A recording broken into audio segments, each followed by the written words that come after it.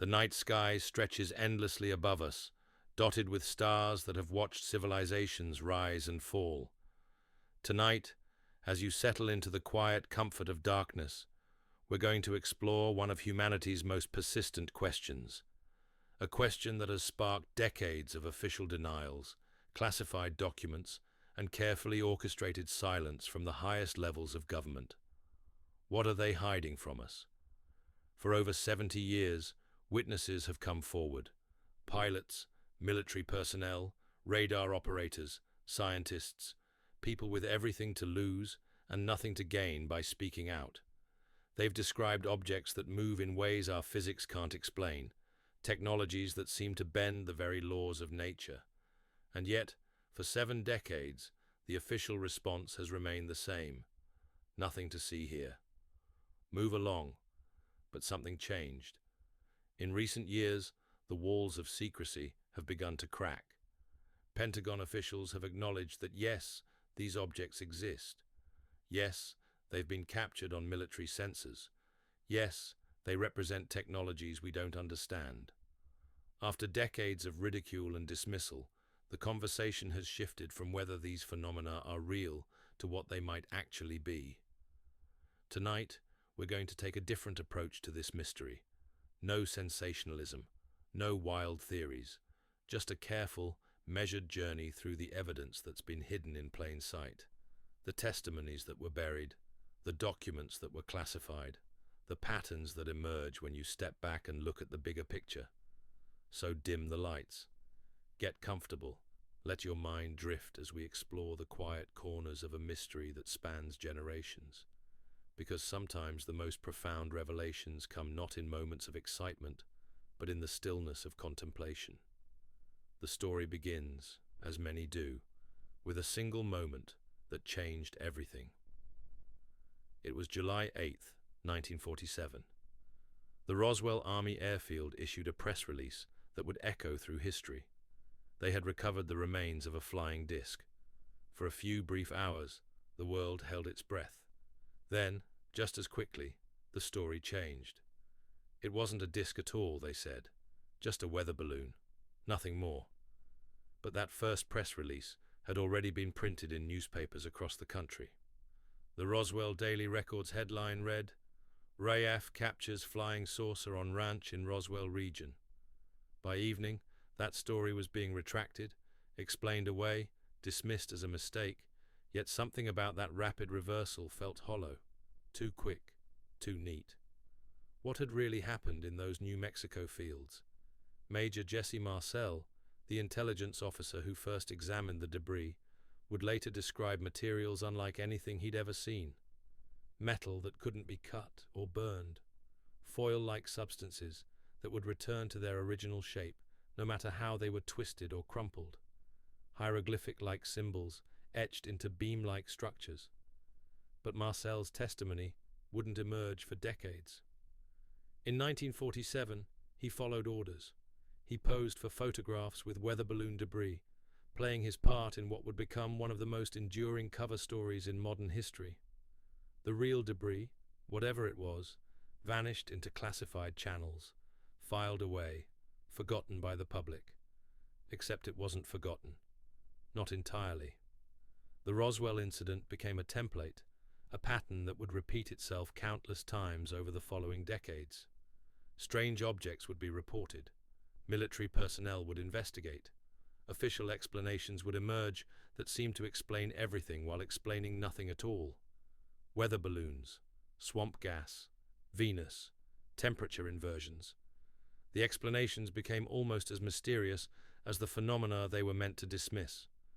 But patterns have a way of revealing themselves to those who know how to look. By the early 1950s, reports were flooding in from across the globe. Pilots were encountering objects that could outmaneuver any known aircraft. Radar operators were tracking returns that defied conventional understanding of flight dynamics. Air Force personnel were filing incident reports that would immediately disappear into classified files. Project Blue Book was the Air Force's official investigation into these phenomena. From 1952 to 1969, they collected over 12,000 reports of unidentified flying objects. Their conclusion? The vast majority could be explained as natural phenomena, conventional aircraft, or hoaxes, case closed. But buried within Blue Book's files were the cases that couldn't be explained away. 701 reports that remained classified as unidentified. Objects that exhibited flight characteristics beyond any known technology. Craft that appeared solid to radar, yet seemed to phase in and out of visibility. Vehicles that could accelerate from a standstill to thousands of miles per hour in seconds, with no sonic boom, no heat signature, no exhaust trail.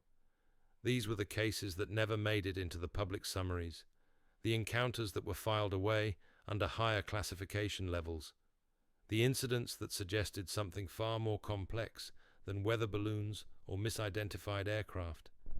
Captain Edward Ruppelt, who headed Project Blue Book from 1951 to 1953, would later write that the most puzzling cases involved multiple witnesses, radar confirmation, and objects that displayed intelligent control.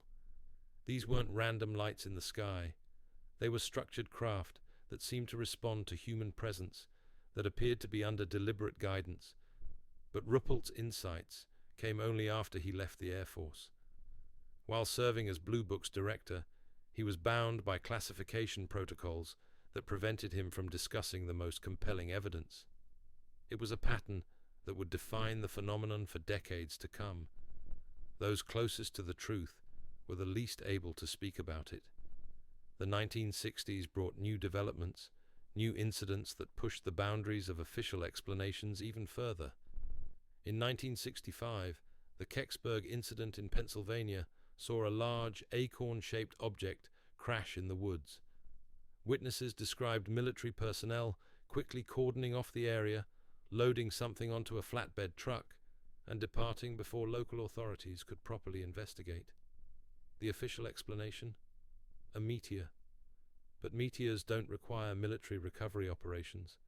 They don't leave behind organized debris fields that need to be cleaned up by teams wearing protective equipment. The disconnect between what witnesses observed and what officials reported was becoming impossible to ignore. Similar patterns emerged worldwide. In 1967, the Malmstrom Air Force Base incident in Montana saw multiple nuclear missiles go offline simultaneously, while personnel reported strange lights hovering overhead.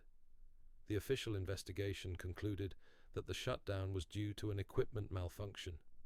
No mention of the aerial phenomena that multiple witnesses had observed during the exact time frame of the malfunction. These weren't isolated incidents. They were part of a larger tapestry of encounters that suggested something was taking a very keen interest in humanity's most sensitive military installations. Nuclear facilities, missile silos, weapons storage areas. The pattern was clear to those who knew how to connect the dots. But connecting those dots required access to information that was increasingly difficult to obtain. Classification levels were rising. Witness testimonies were being sealed under national security protocols. The veil of secrecy was growing thicker with each passing year. Dr. J. Allen Hynek, the astronomer who served as Project Blue Book's scientific consultant, found himself in an impossible position. Publicly, he was expected to provide conventional explanations for unconventional phenomena. Privately, he was becoming convinced that some of these cases represented something genuinely unknown. Hynek's transformation from skeptic to believer wasn't sudden. It was a gradual recognition that the evidence was pointing toward conclusions that his scientific training told him were impossible, yet his direct experience told him were undeniable. Objects that displayed technologies beyond current human capability. Craft that seemed to operate under physical principles that weren't yet understood by mainstream science. After Blue Book's closure in 1969, Hynek would become one of the phenomenon's most credible advocates.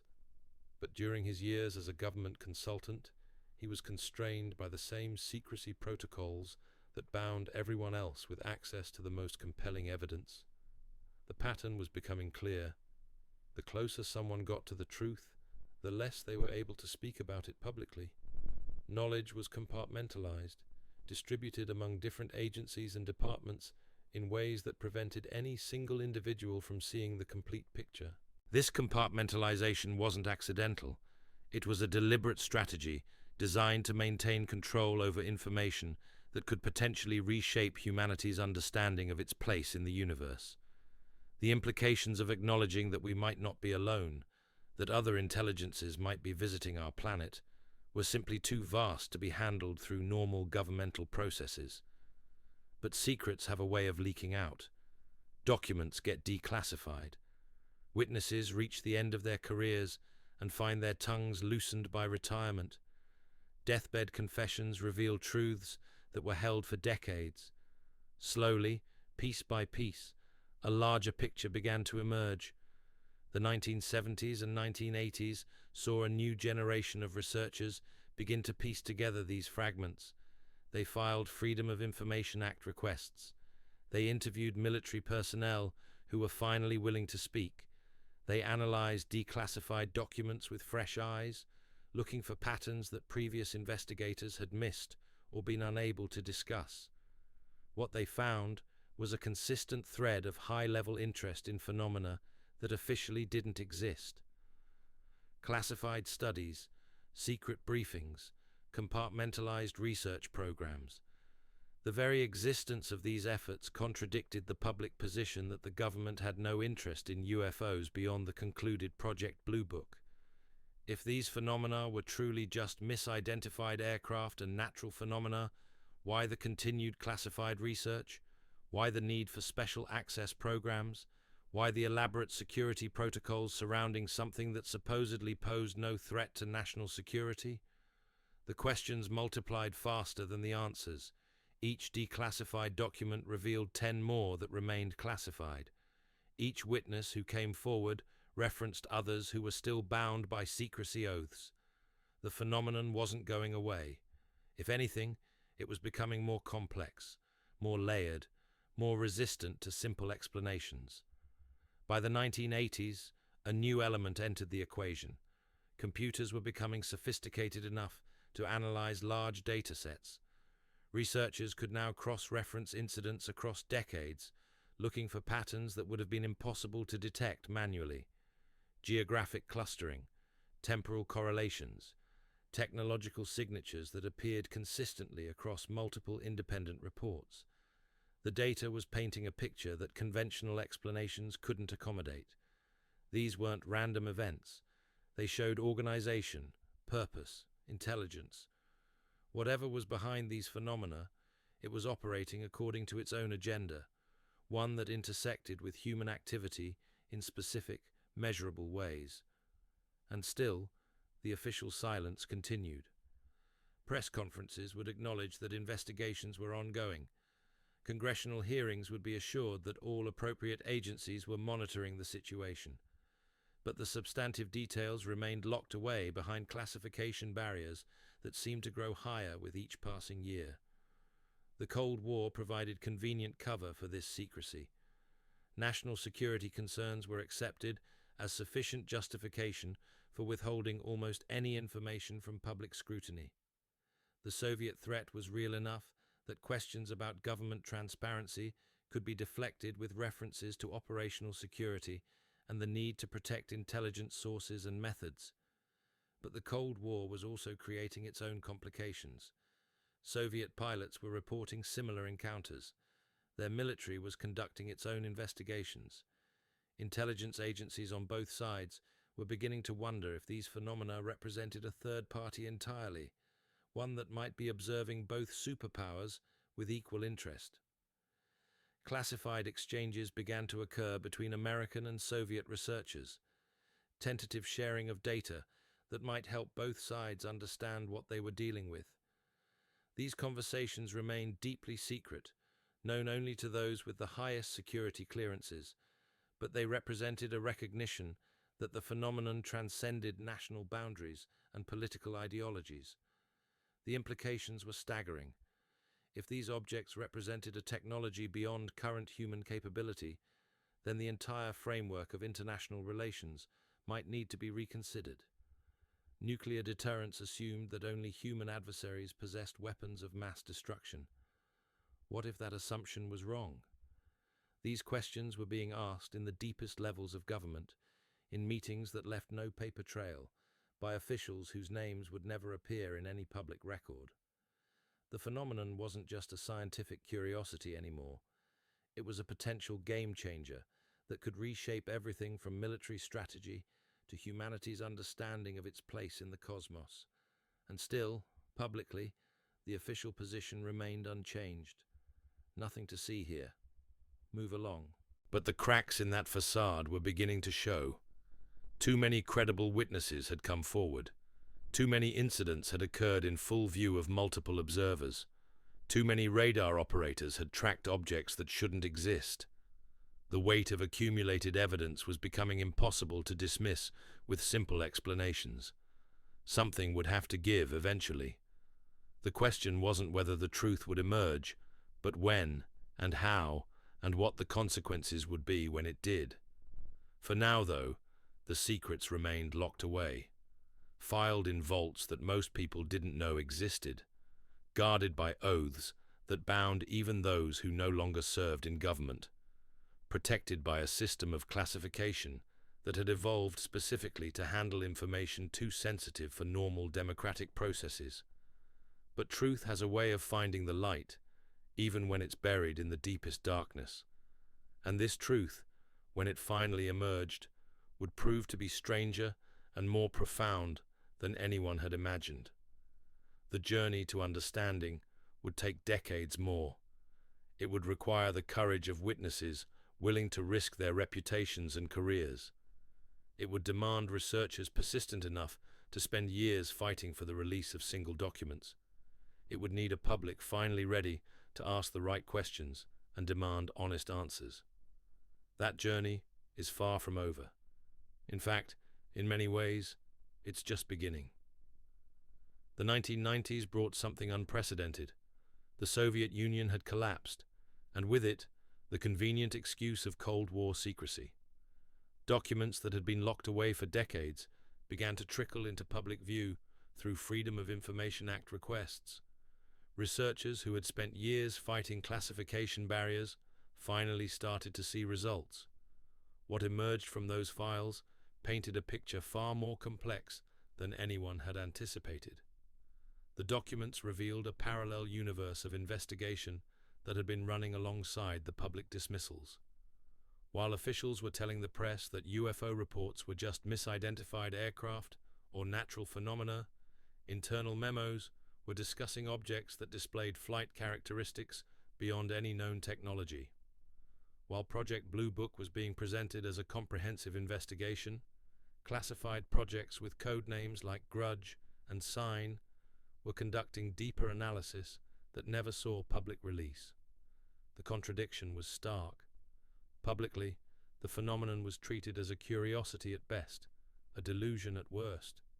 Privately, it was being studied with the same intensity reserved for the most critical national security threats. Dr. James McDonald, an atmospheric physicist at the University of Arizona, had spent years trying to access these classified files. His academic credentials were impeccable. His security clearance was sufficient for most military research. Yet when he requested access to UFO-related documents, he encountered walls of bureaucracy that seemed designed specifically to prevent scientific scrutiny. MacDonald's persistence eventually paid off, but what he found disturbed him deeply. The cases that had been dismissed in public summaries were far more compelling when viewed in their original context. Multiple witness testimonies that corroborated impossible flight characteristics. Radar data that showed objects performing maneuvers that would have been fatal to any human pilot. Physical trace evidence that suggested technologies operating on principles not yet understood by terrestrial science. The pattern MacDonald discovered wasn't just one of secrecy, it was one of active disinformation. Cases that couldn't be easily explained were being buried under layers of classification. Witnesses were being discouraged from speaking publicly. Physical evidence was disappearing into classified channels where it couldn't be independently analyzed. But MacDonald wasn't the only scientist beginning to take notice. Dr. Peter Sturrock, a plasma physicist at Stanford University, had begun organizing conferences where academics could discuss the phenomenon without fear of professional ridicule. These gatherings were small, invitation-only affairs that brought together physicists, astronomers, and other researchers who had encountered evidence they couldn't ignore. What emerged from these quiet academic discussions was a recognition that the phenomenon displayed characteristics that challenged fundamental assumptions about physics, objects that seemed to manipulate gravity, craft that appeared to phase in and out of our normal space-time, technologies that suggested an understanding of natural laws that human science hadn't yet achieved. The implications were profound. If these observations were accurate, then textbooks would need to be rewritten. University courses would need to be restructured. The entire framework of scientific understanding might require fundamental revision. Yet the evidence remained locked away, inaccessible to the very scientists who were best equipped to analyze it. Classification protocols designed to protect military secrets were also preventing scientific advancement. The phenomenon existed in a twilight zone where national security concerns trumped academic inquiry. This tension between secrecy and scientific progress was creating its own problems within government agencies. Engineers and physicists working on classified projects were encountering technologies they couldn't explain or reverse engineer. Military strategists were trying to assess threats from objects whose capabilities seemed to violate known physical laws. Intelligence analysts were attempting to determine intentions and origins for phenomena that didn't fit any existing framework for understanding. The frustration was building on both sides of the classification barrier. Scientists wanted access to data that could revolutionize human understanding. Government officials wanted answers to questions that seemed to have no conventional solutions. The phenomenon was creating a crisis of knowledge management that no existing bureaucratic structure was designed to handle. By the late 1990s, this tension was beginning to manifest in unexpected ways. Military personnel, who had been bound by secrecy oaths for decades, were reaching retirement age. Some began to speak publicly about encounters they had witnessed during their service. Their testimonies were detailed, credible, and deeply unsettling. Commander David Fravor, an experienced Navy pilot, would later describe an encounter off the coast of California that defied everything he understood about aerodynamics. An object roughly the size of his FA-18 fighter had exhibited flight characteristics that seemed to mock the laws of physics. No visible propulsion system, no heat signature, acceleration patterns that would have been impossible for any known aircraft. Fravor's account was particularly compelling because it wasn't a single witness event. Multiple pilots had observed the object. Radar operators had tracked its movements. The incident had been recorded from multiple angles and analyzed by military intelligence. Yet for years, it remained classified, known only to those with appropriate security clearances. Similar testimonies began emerging from other branches of the military. Air Force personnel described encounters at nuclear facilities where unknown objects had demonstrated an apparent interest in weapons storage areas. Navy operators reported underwater contacts that moved at speeds impossible for any known submarine technology. Army radar technicians described tracking objects that appeared and disappeared in ways that suggested technologies beyond current human capability. The witnesses were credible. Their accounts were consistent. The incidents they described had been documented through official channels. Yet the information remained locked away, accessible only to those who already knew the truth, but were prevented from discussing it publicly. This paradox was creating increasing pressure within the system. Knowledge was accumulating faster than it could be properly analyzed or understood. Classification protocols designed for conventional military secrets were proving inadequate for phenomena that challenged basic assumptions about reality itself.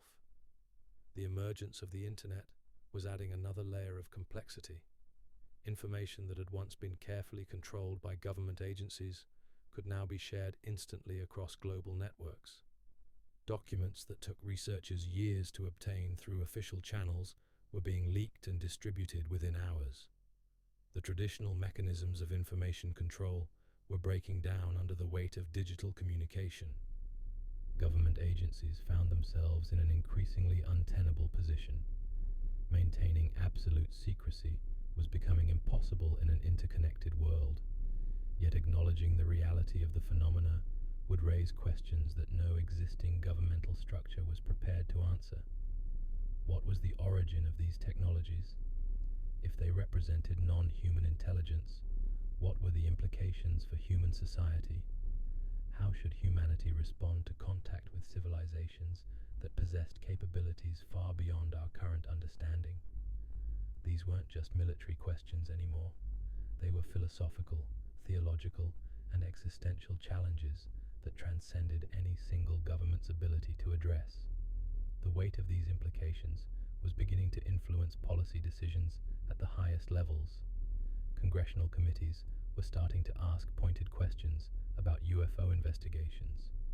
Intelligence agencies were being pressed to provide briefings on phenomena that had been dismissed publicly for decades. The careful balance between secrecy and democratic oversight was beginning to shift. Senator Harry Reid of Nevada became one of the first major political figures to acknowledge publicly that the phenomenon deserved serious investigation. His efforts to secure funding for UFO research were initially met with skepticism from colleagues who viewed the subject as political poison. But Reid persisted, arguing that national security required honest assessment of any technology that might represent a potential threat or opportunity. The Advanced Aerospace Threat Identification Program, which emerged from Reid's efforts, represented a significant shift in governmental approach to the phenomenon. For the first time in decades, official resources were being allocated specifically for UFO investigation. The program's existence remained classified, but its very creation acknowledged that the phenomenon warranted serious scientific and military analysis. AATIP's findings would eventually contribute to the most significant shift in official UFO policy since the 1940s. But that transformation was still years away. For now, the program operated in the shadows, studying phenomena that officially didn't exist while preparing analyses that couldn't be publicly discussed. The researchers working within AATIP faced unique challenges. They were tasked with investigating technologies that seemed to operate beyond known physical principles. They were expected to assess threats from objects whose origins and intentions remained completely unknown. They were required to maintain operational security while studying phenomena that challenged the very foundations of scientific understanding. The data they collected was extraordinary. Military sensors were recording objects that displayed capabilities far beyond any known human technology. Infrared cameras were capturing thermal signatures that defied conventional understanding of propulsion systems. Radar installations were tracking objects that seemed to manipulate space-time in ways that current physics couldn't explain. But perhaps most significantly, the pattern of encounters suggested that these phenomena were not random. They showed signs of intelligence, purpose, and systematic investigation of human activities. Whatever was behind these manifestations, it appeared to be conducting its own form of reconnaissance, studying human civilization with the same intensity that humans were trying to study it. This realization was both fascinating and deeply unsettling. If humanity was being observed by intelligences possessing superior technology, then every assumption about our place in the universe might need to be reconsidered. The implications extended far beyond military or scientific concerns. They touched on fundamental questions about consciousness, intelligence, and the nature of reality itself. The weight of these possibilities was becoming impossible to bear in silence. Too many credible witnesses had come forward. Too much evidence had accumulated. Too many questions had been raised that demanded honest answers. The careful edifice of secrecy that had been constructed over decades was beginning to crumble under the pressure of accumulated truth. Change was coming. whether government agencies were prepared for it or not. The question was no longer whether the truth would emerge, but how it would be revealed and what the consequences would be when it finally came to light. The transformation would require courage from officials who had spent careers maintaining secrecy. It would demand intellectual honesty from scientists who had dismissed the phenomenon without proper investigation. It would need maturity from a public that had been conditioned to view the subject through the lens of entertainment rather than serious inquiry. Most importantly, it would require humanity to confront the possibility that we are not alone in the universe, and that we may never have been alone at all. The evidence was mounting, the witnesses were speaking, the documents were being declassified. After 7 decades of official denial, the truth was finally beginning to see the light of day, and that truth would prove to be more extraordinary than anyone had dared to imagine. The new millennium brought with it a digital revolution that would reshape how information moved through society. Government agencies that had grown comfortable with their ability to control narratives suddenly found themselves dealing with a world where secrets could travel at the speed of light across global networks. The careful mechanisms of information management that had worked for decades were becoming obsolete almost overnight. Within the classified world, a new generation of analysts and researchers was encountering the phenomenon with fresh eyes. These weren't the Cold War veterans who had learned to accept that some questions simply couldn't be asked. These were digital natives who approached problems with different assumptions about transparency and information sharing. They saw patterns that previous generations had been trained to ignore. The technology available for investigation was also evolving rapidly. Satellite surveillance systems that had once been reserved for monitoring foreign adversaries were occasionally capturing anomalous objects in civilian airspace. Digital imaging systems were recording details that film-based cameras had never been able to preserve. Computer analysis was revealing correlations in historical data that human researchers had missed entirely. Dr. Eric Davis, a theoretical physicist working on classified aerospace projects, found himself in the unusual position of having access to both cutting-edge scientific research and decades of accumulated UFO data. What he discovered was a consistent thread of encounters involving technologies that seemed to operate on principles that mainstream science was only beginning to understand. Davis's background in breakthrough propulsion physics gave him a unique perspective on the phenomenon. Where other researchers might see impossible flight characteristics, he saw evidence of technologies that were theoretically plausible, but practically beyond current human capability. Anti-gravity systems, field propulsion drives, space-time manipulation devices, the kind of technologies that existed in theoretical papers but had never been successfully engineered. The implications were staggering. If these observations were accurate, then someone or something had successfully developed technologies that represented centuries of advancement beyond human science. The question wasn't just who was responsible, but how such a dramatic technological gap could exist without being detected by conventional intelligence methods. Davis began to notice something else in the data. The phenomena weren't just technologically advanced, they seemed to display an understanding of human psychology and behavior that suggested long-term observation and study. Objects would appear in locations and times that maximized their visibility to military personnel, while minimizing their exposure to civilian populations. They seemed to know exactly how to operate within the boundaries of human detection capabilities without triggering overwhelming response. This level of sophistication implied something far more complex than random visitation. It suggested organized intelligence, conducting systematic reconnaissance with specific objectives and carefully planned methodology. The phenomenon wasn't just visiting Earth, it was studying it with the precision of a scientific expedition.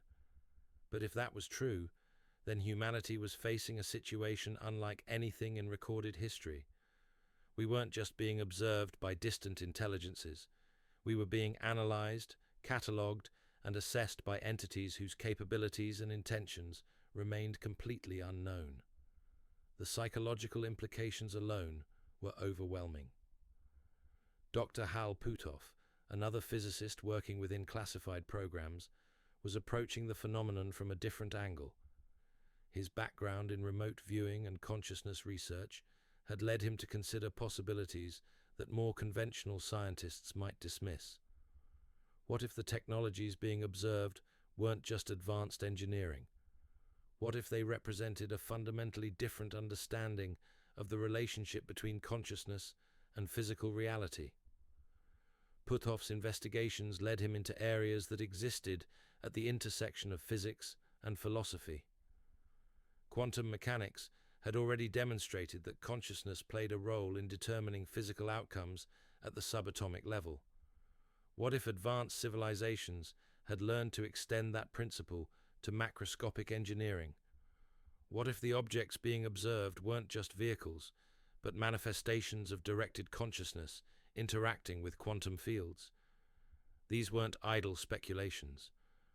Puthoff was working with data from encounters that suggested technologies capable of manipulating matter and energy in ways that current physics couldn't explain.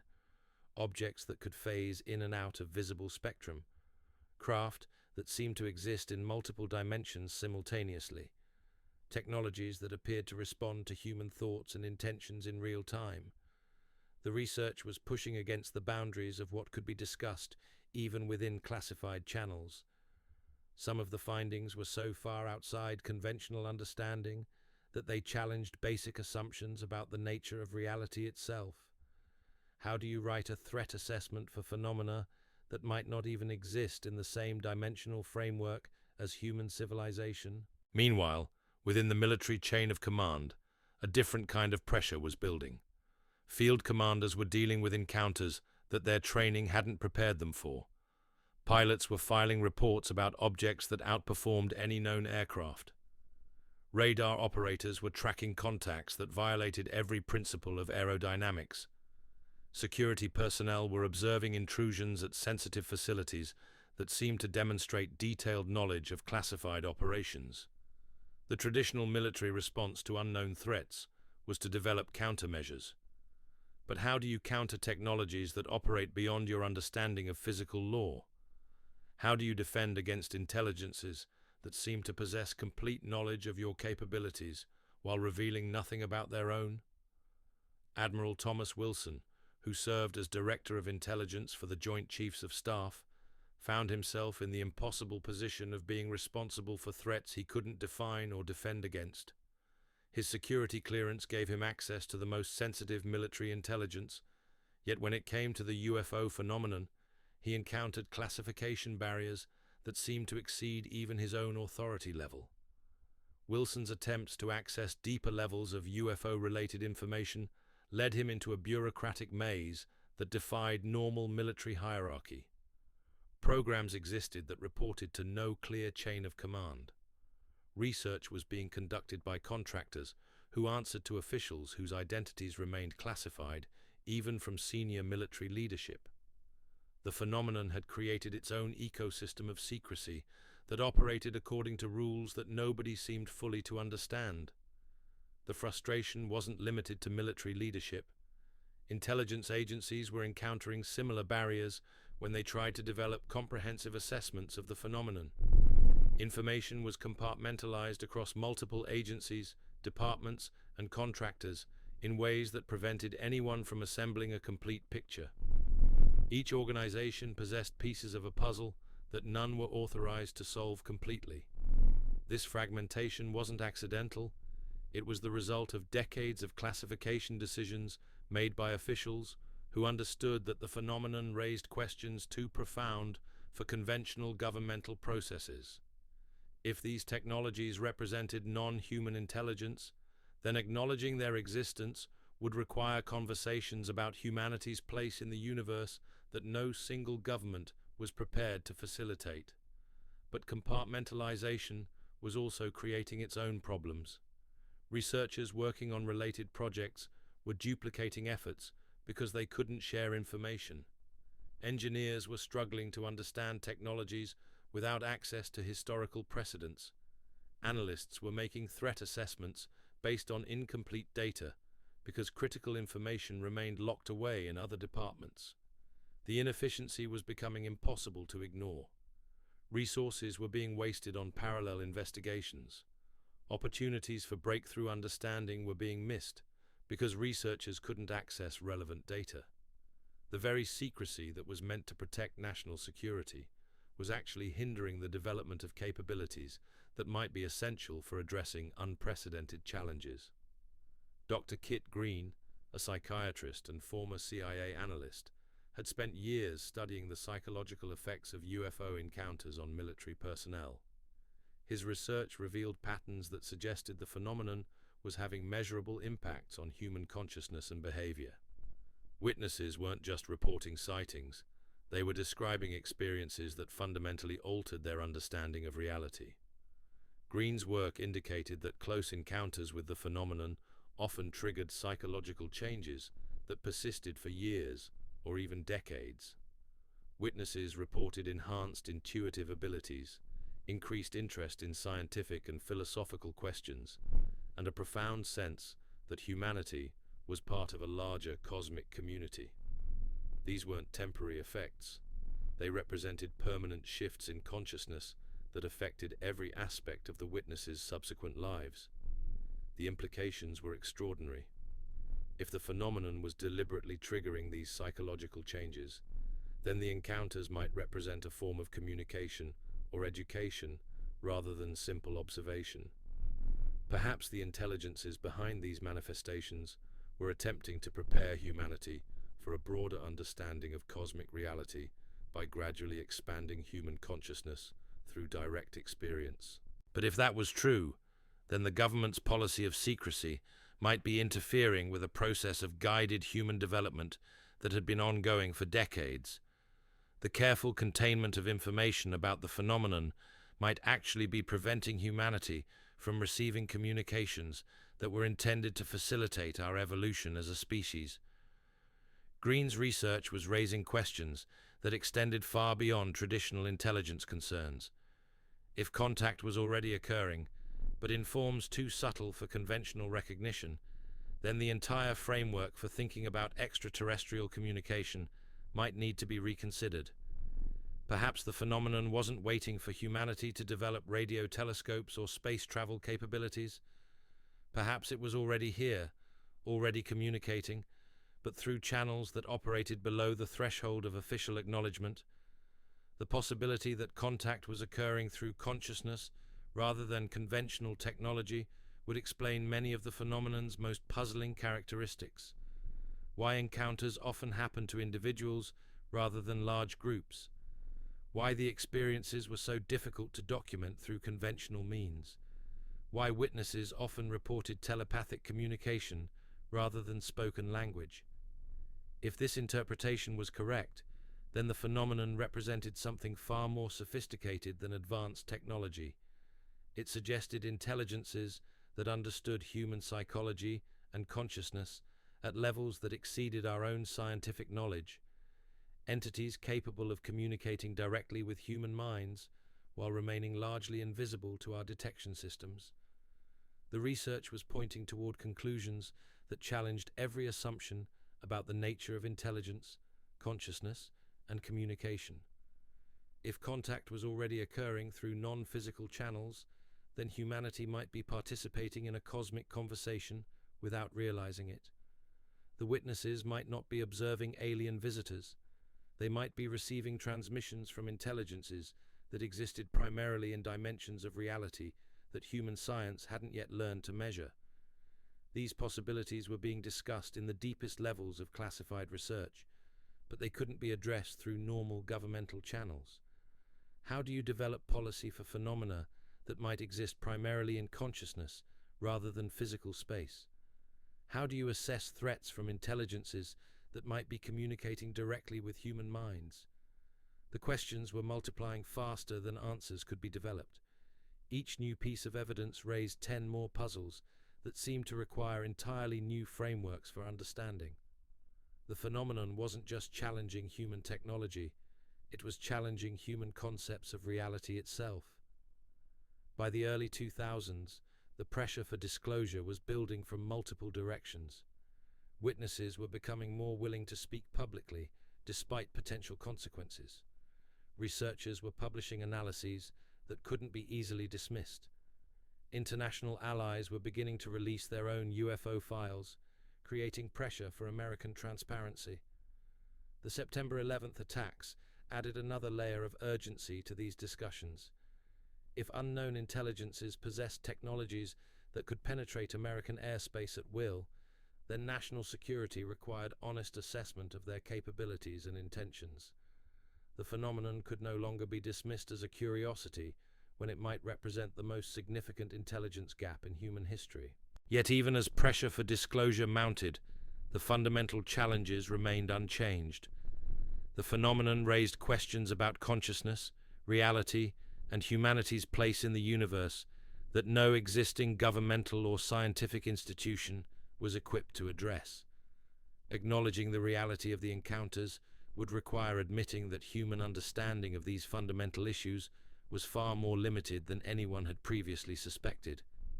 The truth was becoming impossible to contain, but it was also becoming clear that the truth itself might be more complex and profound than anyone had imagined. The phenomenon wasn't just about advanced technology or extraterrestrial visitation. It was about the nature of consciousness, the structure of reality, and humanity's role in a cosmic community that operated according to principles that human science was only beginning to glimpse. The journey toward understanding was accelerating, driven by accumulating evidence and mounting pressure for transparency. But it was also becoming apparent that the destination might be far stranger and more transformative than anyone had prepared for. The phenomenon was forcing humanity to confront the possibility that everything we thought we knew about intelligence, consciousness, and reality might represent only the first chapter in a story far more vast and mysterious than we had ever dared to imagine. And that story was just beginning to unfold. The transformation that many insiders knew was inevitable finally began in earnest during the Obama administration. Behind closed doors, a small group of officials were quietly reassessing decades of policy regarding the phenomenon. The world had changed. Information moved differently now. The old models of containment were breaking down under the weight of digital connectivity and generational shift. Luis Elizondo found himself at the center of this quiet revolution. As a career intelligence officer with deep experience in counterterrorism and security assessments, he brought a different perspective to the phenomenon than the physicists and engineers who had dominated previous investigations. Elizondo approached UFOs not as a scientific curiosity, but as a potential national security issue that demanded systematic analysis. Working within the Pentagon's Advanced Aerospace Threat Identification Program, Elizondo had access to decades of accumulated data that painted a disturbing picture. These weren't random encounters scattered across time and geography. They represented systematic surveillance of America's most sensitive military installations by intelligences demonstrating capabilities that exceeded anything in the known arsenal of potential adversaries. The pattern was undeniable once you knew how to look for it. Nuclear facilities attracted the most attention. Missile silos, weapons storage areas, research installations. The phenomenon seemed particularly interested in humanity's most destructive technologies. Was this reconnaissance? Warning? Something else entirely? Elizondo's background in threat assessment led him to focus on questions that previous investigators had avoided. If these were intelligences from elsewhere, what were their intentions? How should humanity respond to contact with civilizations possessing such overwhelming technological advantages? Were we being evaluated, studied, or prepared for something we couldn't yet understand? These weren't abstract philosophical questions anymore. They were operational concerns that demanded policy responses. If the phenomenon represented potential threats, then military planning needed to account for capabilities that transcended conventional understanding of warfare. If they represented opportunities for advancement, then scientific resources needed to be allocated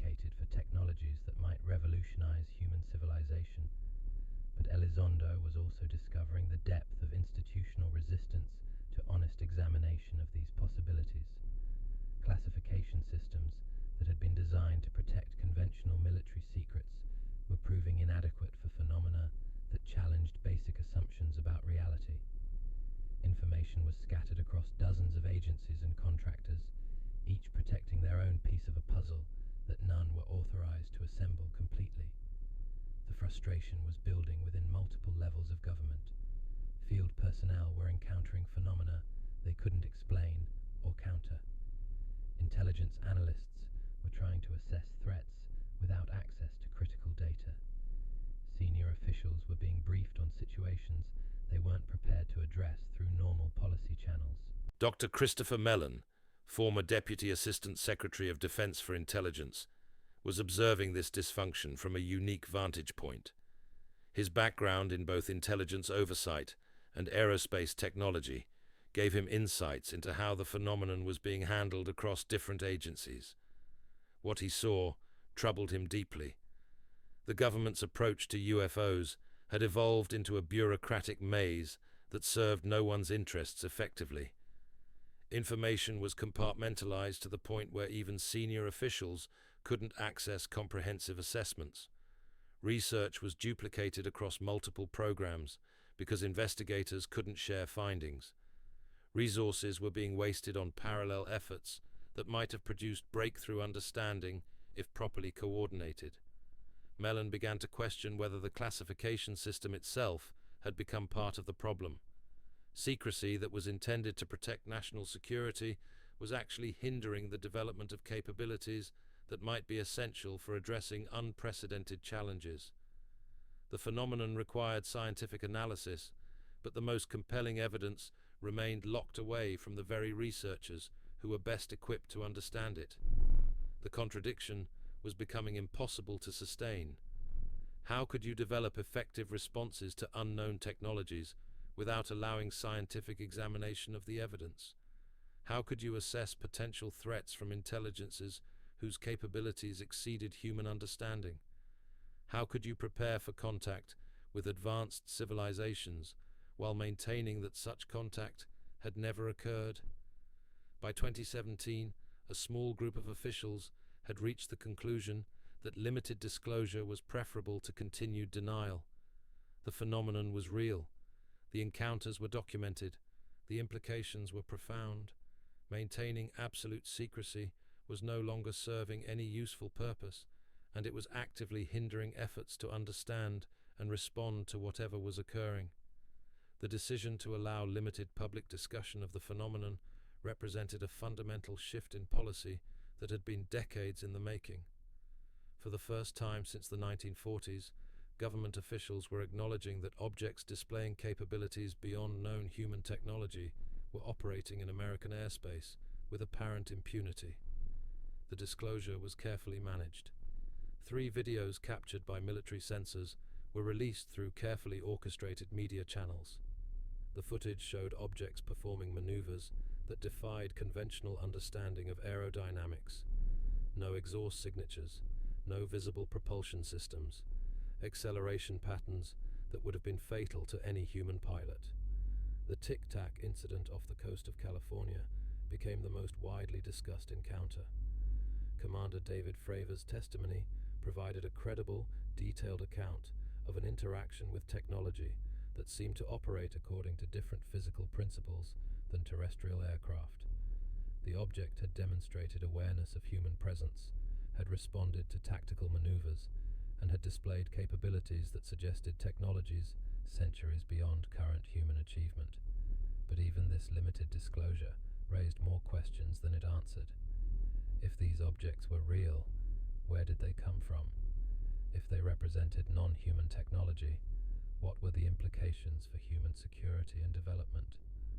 If contact was occurring, why wasn't it being acknowledged more openly?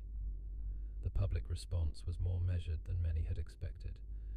Decades of cultural conditioning through science fiction and entertainment had prepared people for the possibility that we might not be alone in the universe. The revelation that government agencies had been investigating advanced aerial phenomena for decades was surprising, but not shocking to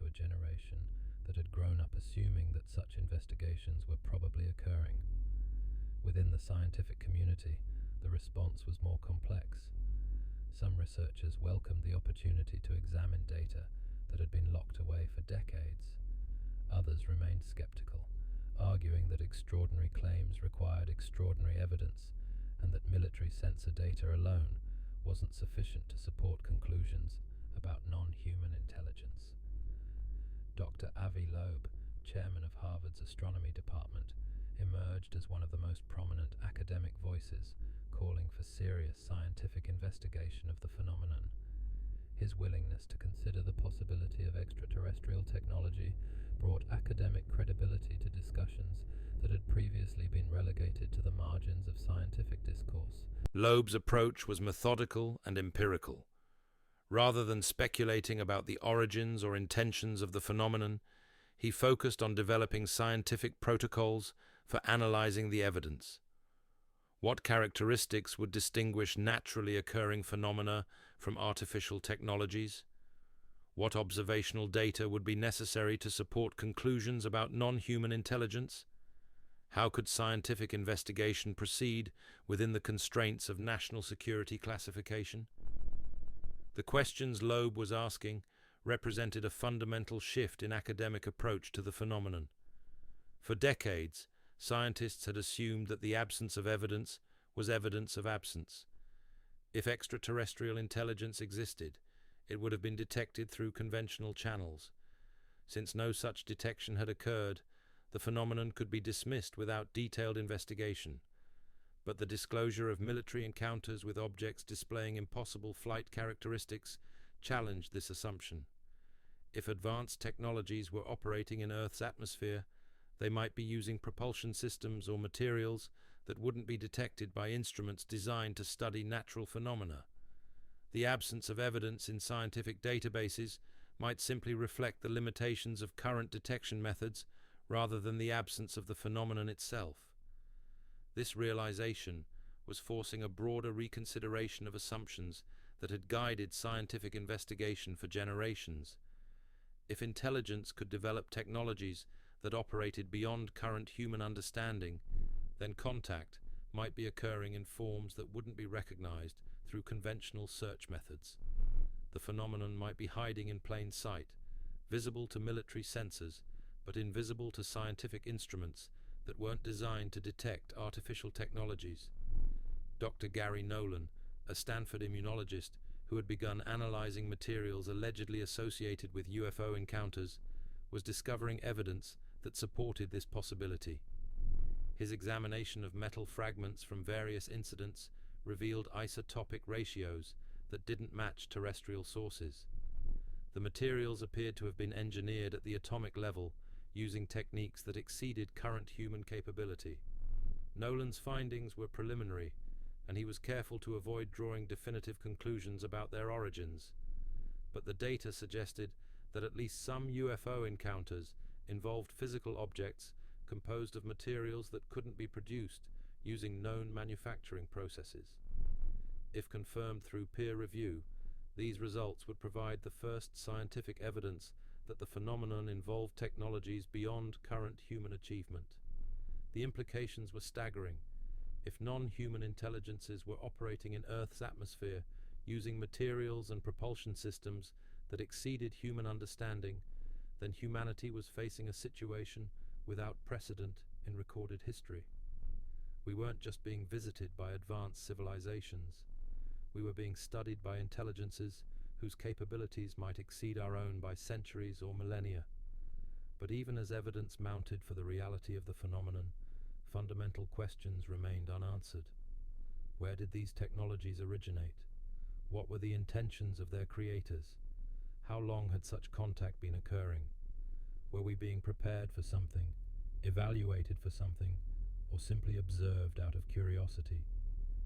The answers to these questions were beginning to emerge from sources that had remained silent for decades.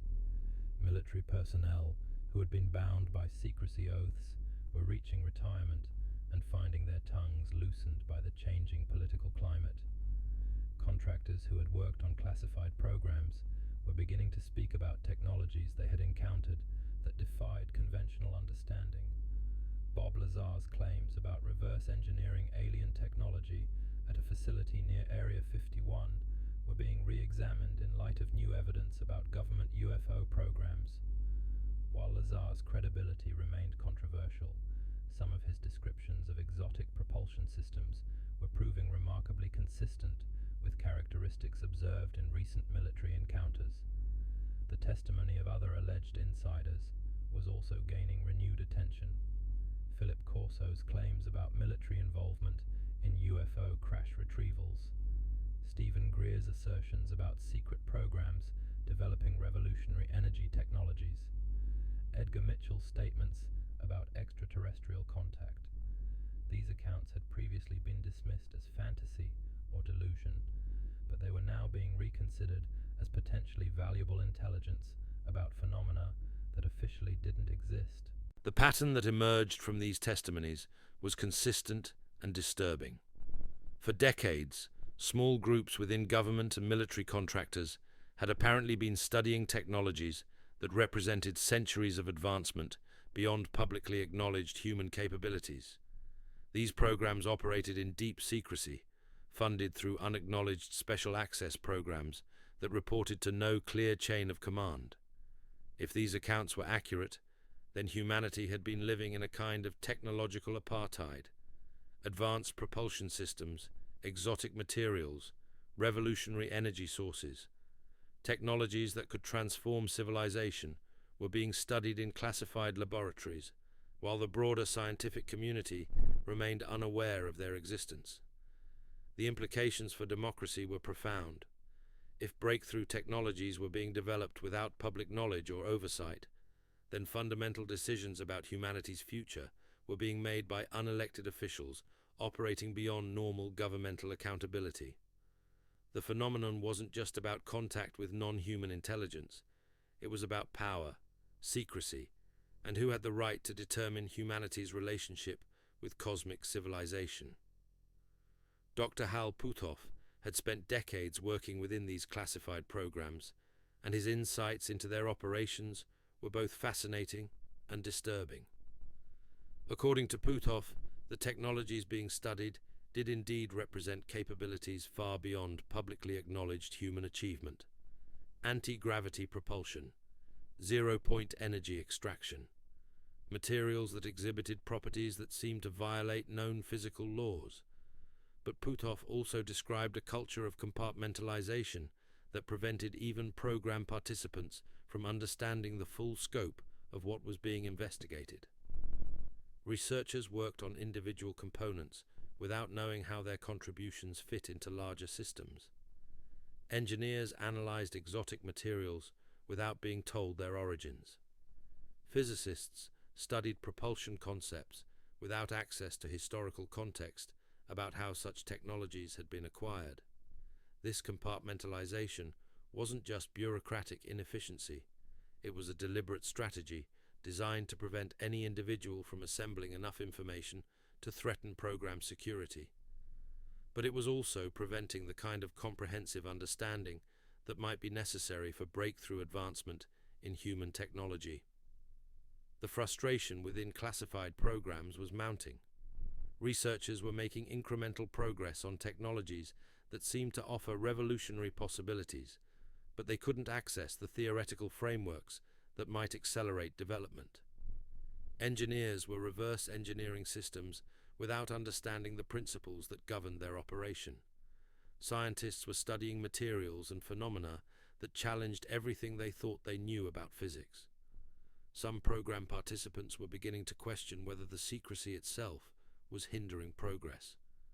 How could you develop breakthrough technologies while maintaining compartmentalization so strict that researchers couldn't share fundamental insights? How could you advance human capability while preventing the broader scientific community from contributing to the effort? These questions were creating pressure for controlled disclosure that would allow expanded research without compromising program security. If the technologies being studied really could revolutionize human civilization, then perhaps the risks of secrecy outweighed the risks of revelation. Perhaps humanity was ready for truths that had been hidden for decades. The debate was occurring at the highest levels of government and industry. Senior officials who had spent careers protecting these secrets were being forced to consider whether continued classification was serving humanity's best interests. Military leaders were questioning whether national security required maintaining advantages that might be essential for humanity's survival as a species. The phenomenon was forcing a fundamental reconsideration of priorities and assumptions that had guided policy for generations.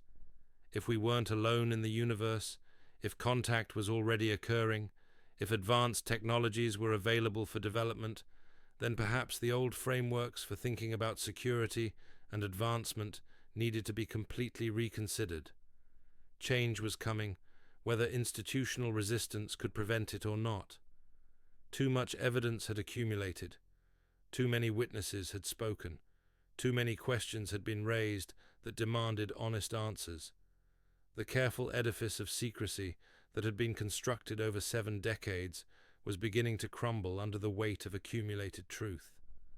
The next phase of disclosure would require unprecedented cooperation between government agencies, scientific institutions, and the public. It would demand new frameworks for thinking about consciousness, intelligence, and humanity's place in a universe that was proving to be far stranger and more populated than anyone had previously imagined. Most importantly, it would require humanity to grow up quickly.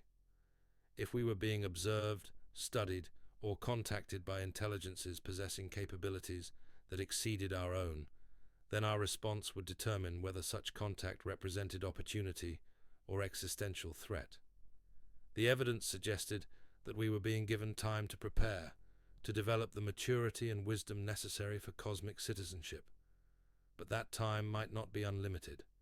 The phenomenon seemed to be accelerating, becoming more visible, more documented, more impossible to ignore. Humanity was approaching a threshold that would fundamentally alter our understanding of reality, consciousness, and our place in the cosmic community. The question wasn't whether we would cross that threshold, but whether we would be prepared for what we found on the other side. The journey was far from over. In many ways, it was just beginning. The transformation wasn't happening in isolation. Around the world, governments that had maintained similar policies of denial were beginning to crack open their own files. The French released the Cometa Report, a comprehensive analysis by former military and intelligence officials concluding that some UFO encounters likely involved non-human technology. The British Ministry of Defence quietly declassified decades of UFO files, revealing a consistent pattern of encounters that defied conventional explanation. Brazil's military went even further, officially acknowledging that their pilots regularly encountered objects displaying impossible flight characteristics.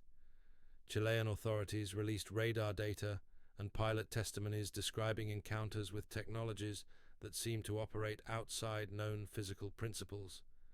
Even traditionally secretive nations were beginning to admit that something extraordinary was occurring in their airspace. The global nature of the phenomenon was becoming impossible to ignore. These weren't isolated incidents occurring in remote areas where witnesses might be unreliable.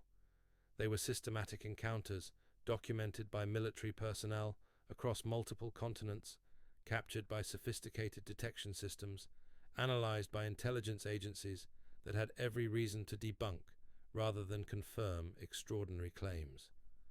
Dr. Leslie Keane, an investigative journalist who had spent years documenting these international developments, was assembling a picture that transcended national boundaries and cultural differences. The phenomenon appeared to be planetary in scope, suggesting visitors or intelligences that operated on a scale that dwarfed human geopolitical divisions. Keane's research revealed patterns that were both fascinating and deeply unsettling. The encounters weren't random. They clustered around specific types of facilities and activities. Nuclear installations attracted the most attention, but the phenomenon also showed interest in aerospace research centers, military communications facilities, and locations where advanced technologies were being developed or tested. The intelligence behind these encounters seemed to possess detailed knowledge of human military capabilities and scientific advancement. Objects would appear precisely where they would be detected by the most sophisticated sensors, as if they wanted their presence to be documented by credible sources. Yet they would also demonstrate capabilities that made clear that detection was voluntary rather than accidental. This level of precision suggested long-term observation and study of human civilization. The visitors, whatever their nature, weren't just passing through our solar system. They were conducting systematic reconnaissance with specific objectives that remained opaque to human understanding. We were being studied with the same methodical attention that human scientists might apply to observing a developing species on a distant world. The psychological implications were staggering. Humanity had developed its entire understanding of intelligence, consciousness, and cosmic significance under the assumption that we were alone. Our religions, philosophies, and scientific frameworks were all based on the premise that human intelligence represented the pinnacle of cosmic evolution, at least within our local galactic neighborhood. If that assumption was wrong, if we were actually junior members of a cosmic community that included intelligences far more advanced than our own, then everything about human self-understanding would need to be reconsidered. Our place in the universe wasn't what we had imagined. We weren't the observers studying primitive life forms. We were the primitive life forms being observed by entities whose capabilities exceeded our own by orders of magnitude. Dr. John Mack, a Harvard psychiatrist who had spent years studying individuals claiming contact with non-human intelligences, was documenting psychological effects that suggested the phenomenon was having profound impacts on human consciousness. His research subjects weren't delusional or attention-seeking. They were ordinary people who had encountered something that fundamentally altered their understanding of reality. Mack's work revealed patterns that were consistent across hundreds of cases. Individuals who claimed contact experiences often developed enhanced intuitive abilities, increased interest in environmental and spiritual issues, and a profound sense that humanity was part of a larger cosmic community. These weren't temporary effects. They represented permanent expansions of consciousness that affected every aspect of the witnesses' subsequent lives. The implications were extraordinary. If the phenomenon was deliberately triggering these psychological changes, then the encounters might represent a form of education rather than simple observation. Perhaps advanced intelligences were gradually preparing humanity for a broader understanding of cosmic reality by expanding human consciousness through direct experience.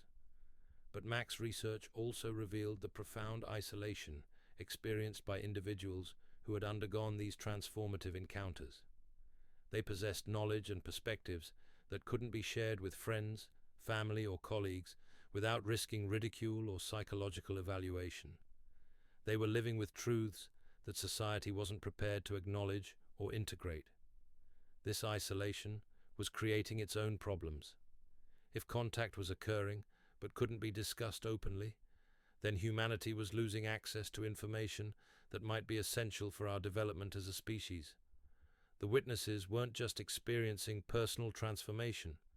They were receiving communications that could accelerate human understanding of consciousness, technology, and our place in the universe. The government's policy of secrecy was interfering with this natural process of information transfer.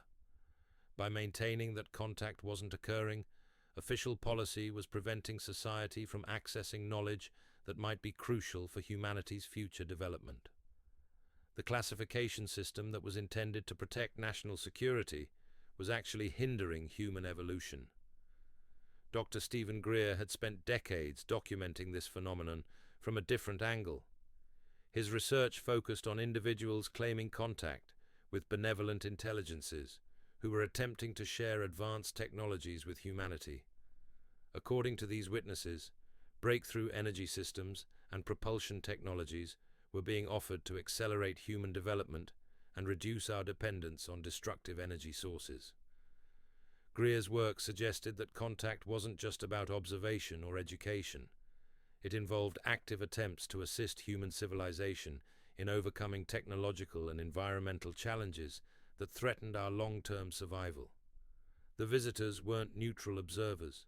They were teachers offering knowledge that could transform human society if it could be received and implemented. But Greer also documented systematic efforts to prevent this information from reaching public awareness. Witnesses claiming contact with benevolent intelligences reported harassment, intimidation, and worse. Technologies that could revolutionize human civilization were being suppressed by interests that benefited from maintaining current energy and transportation systems.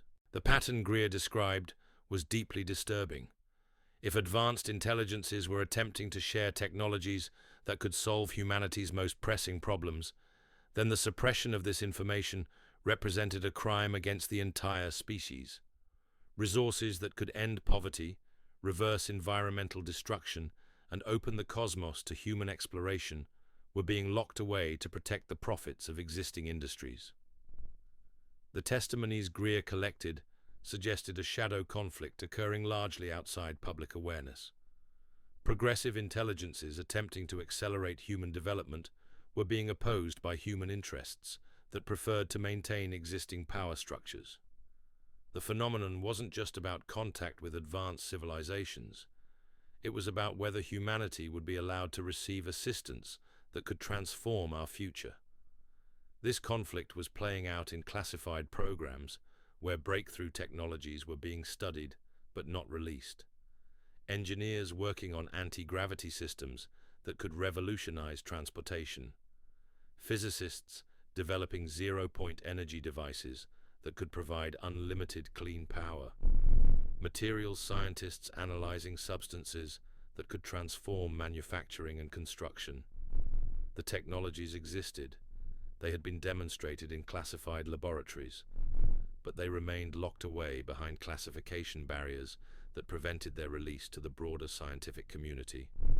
Humanity was being kept in a state of artificial technological limitation, while solutions to our most pressing problems gathered dust in classified vaults. Dr. Eugene Malov, a former NASA scientist who had been investigating alternative energy technologies, believed he was close to breakthrough understanding when his life was cut short in circumstances that some considered suspicious. His research into cold fusion and zero-point energy had been producing results that challenged conventional understanding of thermodynamics and energy conservation. Malov's work suggested that the universe contained vast reservoirs of energy that could be accessed through properly designed systems. The technologies he was developing could provide unlimited clean power without the environmental destruction associated with fossil fuels or the safety risks of nuclear fission. His research represented hope for solving humanity's energy crisis while opening new possibilities for space exploration and technological advancement. But Malov's death cut short investigations that might have revolutionized human civilization. Whether his demise was coincidental or deliberate, it represented the loss of insights that could have accelerated humanity's transition to sustainable energy systems. The pattern was repeating across multiple fields, where researchers were approaching breakthrough understanding of technologies that could transform society. The suppression wasn't always violent. Sometimes it involved career destruction, funding cuts, or academic isolation. Scientists who ventured too close to revolutionary discoveries found themselves marginalized, their research dismissed, their reputations destroyed. The message was clear. Certain areas of investigation were off limits, even if they offered solutions to humanity's most pressing challenges. This systematic suppression of breakthrough technologies was creating a technological apartheid that kept humanity in a state of artificial limitation. We possessed the knowledge necessary to transcend our current energy and transportation systems, but that knowledge was being withheld by interests that benefited from maintaining existing infrastructure and power relationships. The phenomenon was exposing contradictions in human society that went far deeper than questions about extraterrestrial contact. If advanced technologies were available but being suppressed, then humanity was being prevented from realizing its full potential by its own institutions. We weren't just being observed by advanced intelligences. We were being held back by human systems that prioritized control over advancement. The witnesses and researchers who were attempting to break through these barriers faced enormous challenges. They were challenging not just scientific orthodoxy, but economic and political systems that had evolved to maintain existing power structures.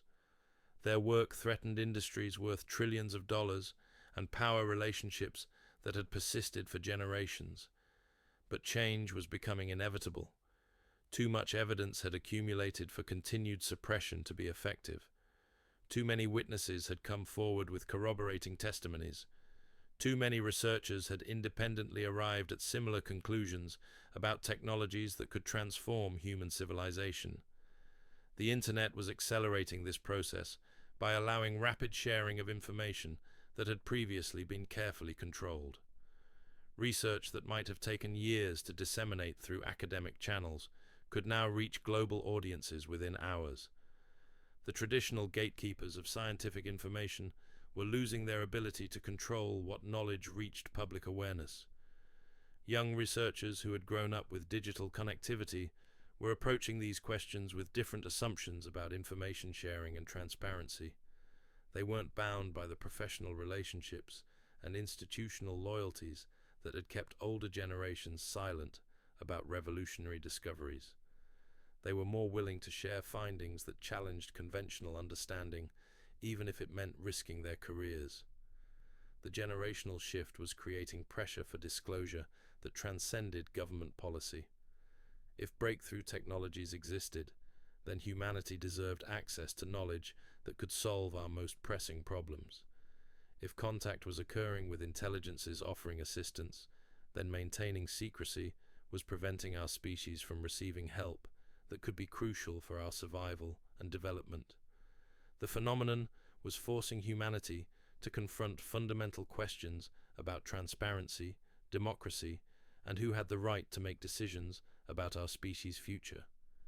If small groups within government and industry were withholding technologies that could transform civilization, then the entire framework of democratic governance was being undermined by unacknowledged power structures. These weren't just technical or scientific questions anymore. They were moral and political challenges that went to the heart of how human society should be organized. If we were part of a larger cosmic community, then our response to that reality would determine whether we developed into a mature civilization capable of cosmic citizenship or remained trapped in cycles of conflict and limitation that prevented us from realizing our full potential. The evidence suggested that we were being given opportunities to transcend our current limitations. Whether through contact with advanced intelligences or access to revolutionary technologies, pathways existed for humanity to solve its most pressing problems and expand into a broader cosmic context. But taking advantage of these opportunities would require overcoming institutional resistance that had persisted for decades. It would demand new forms of transparency and cooperation that transcended existing political and economic boundaries. Most importantly, it would require humanity to grow beyond the narrow self-interest that had characterized much of our history. The phenomenon was offering us a mirror in which we could see ourselves as we really were. Not the dominant intelligence in an empty universe, but a developing species being offered assistance and guidance by entities whose wisdom and capabilities exceeded our own. How we responded to that revelation would determine whether we joined the cosmic community as equals or remained isolated by our own limitations and fears. The choice was ours to make, but the window for making that choice might not remain open indefinitely. The phenomenon seemed to be accelerating, becoming more visible, more documented, more impossible to ignore. Perhaps patience had limits, even among intelligences whose capabilities transcended our understanding. Humanity was approaching a crossroads that would determine the trajectory of our species for generations to come. The path we chose would depend on our willingness to confront uncomfortable truths, transcend limiting beliefs, and embrace possibilities that challenged everything we thought we knew about intelligence, consciousness, and our place in the universe. The journey toward that crossroads was accelerating. Ready or not, change was coming. The question wasn't whether we would face these revelations, but whether we would be prepared for the responsibilities and opportunities they would bring. The phenomenon was patient, but it wasn't passive. It was actively preparing humanity for transformations that would reshape every aspect of our civilization. Whether we embraced those changes or resisted them would determine whether the future held unprecedented advancement or continued limitation. The choice was approaching rapidly, and once made, there would be no going back to the comfortable certainties of a universe where humanity imagined itself alone. The evidence was mounting. The witnesses were speaking. The technologies were emerging. After 7 decades of careful preparation, the time for revelation was finally at hand. What happened next would depend entirely on how humanity chose to respond to truths that were stranger, more wonderful, and more challenging than anyone had dared to imagine. The year 2018 marked a turning point that few outside classified circles could have anticipated. For the first time in decades, the carefully constructed walls of denial began to show serious cracks. It wasn't a dramatic collapse, but rather a controlled release of pressure that had been building for years within the deepest levels of government. Christopher Mellon had been watching this transformation from a unique vantage point. His background in aerospace and defense intelligence gave him insights into how information moved through the bureaucratic maze of Washington. What he observed was a system struggling to adapt to realities that its own procedures had never been designed to handle. The challenge wasn't just technical or scientific, it was fundamentally about credibility. How do you acknowledge phenomena that challenge basic assumptions about physics while maintaining institutional authority? How do you admit that technologies beyond current human capability have been operating with apparent impunity in restricted airspace for decades? The solution that emerged was characteristically bureaucratic in its caution. Rather than comprehensive disclosure, officials opted for controlled acknowledgement. Yes, these objects existed. Yes, they displayed unusual characteristics. No, we don't understand what they are or where they come from. The admissions were carefully limited, designed to satisfy public curiosity without opening floodgates that might prove impossible to control. But even this measured approach was having profound effects. The stigma that had surrounded the topic for generations was beginning to lift. Scientists who had avoided the subject for fear of professional ridicule were starting to ask questions. Military personnel who had remained silent about encounters were finding their voices. The phenomenon was emerging from the shadows into something approaching legitimate discourse. Dr. Sean Kirkpatrick found himself in the unprecedented position of heading an official government program specifically tasked with investigating unidentified aerial phenomena. The All-Domain Anomaly Resolution Office represented something that would have been unthinkable just a few years earlier. A Pentagon office with an official mandate to study objects that officially weren't supposed to exist. Kirkpatrick's background in physics and intelligence analysis gave him a methodical approach to phenomena that had previously been relegated to the margins of serious investigation. His team was equipped with some of the most sophisticated detection and analysis equipment ever deployed for this purpose. For the first time, the phenomenon was being studied with resources and expertise that matched its apparent significance. The data they were collecting was extraordinary. Multiple sensor platforms were recording objects that exhibited flight characteristics beyond any known technology. Infrared cameras captured thermal signatures that defied conventional understanding of propulsion. Radar systems tracked objects that seemed to manipulate space and time in ways that current physics couldn't explain. But perhaps most significantly, the objects appeared to be aware that they were being observed. They seemed to understand human detection capabilities with precision that suggested long-term study of our technology and procedures. They operated just within the boundaries of what our sensors could record, as if they wanted their presence documented, but not fully understood. This level of sophistication implied something far more complex than random visitation. The phenomenon displayed characteristics of organized intelligence, conducting systematic observation with specific objectives. We weren't just witnessing occasional encounters with unknown objects. We were documenting evidence of planned reconnaissance by entities whose knowledge of human capabilities exceeded our knowledge of theirs. The implications were staggering. If these observations were accurate, then humanity had been under surveillance by intelligences possessing capabilities that represented centuries or millennia of advancement beyond our current understanding. The phenomenon wasn't new. It had been occurring for decades, perhaps longer, but only now was it being acknowledged through official channels. Dr. Kirkpatrick was careful to avoid speculation about origins or intentions. His mandate was to collect and analyze data, not to draw conclusions about extraterrestrial contact or non-human intelligence. But the evidence his team was documenting spoke for itself. These weren't conventional aircraft. They weren't natural phenomena. They represented technologies that operated according to principles that human science hadn't yet discovered. The challenge was enormous. How do you study phenomena that seem to exist at the intersection of physics and consciousness? How do you develop countermeasures for technologies that operate beyond your understanding of natural law?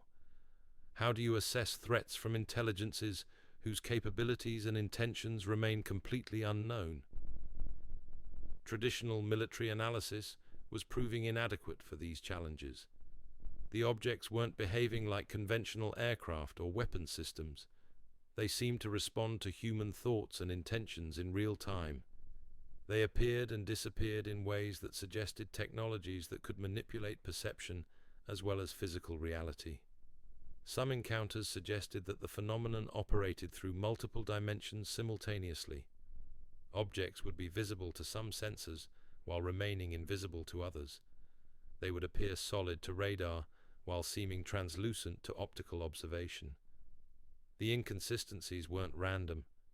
They followed patterns that suggested deliberate manipulation of human perception and detection capabilities. Dr. Travis Taylor, an aerospace engineer working with Kirkpatrick's team, was developing new analytical frameworks for understanding these anomalies.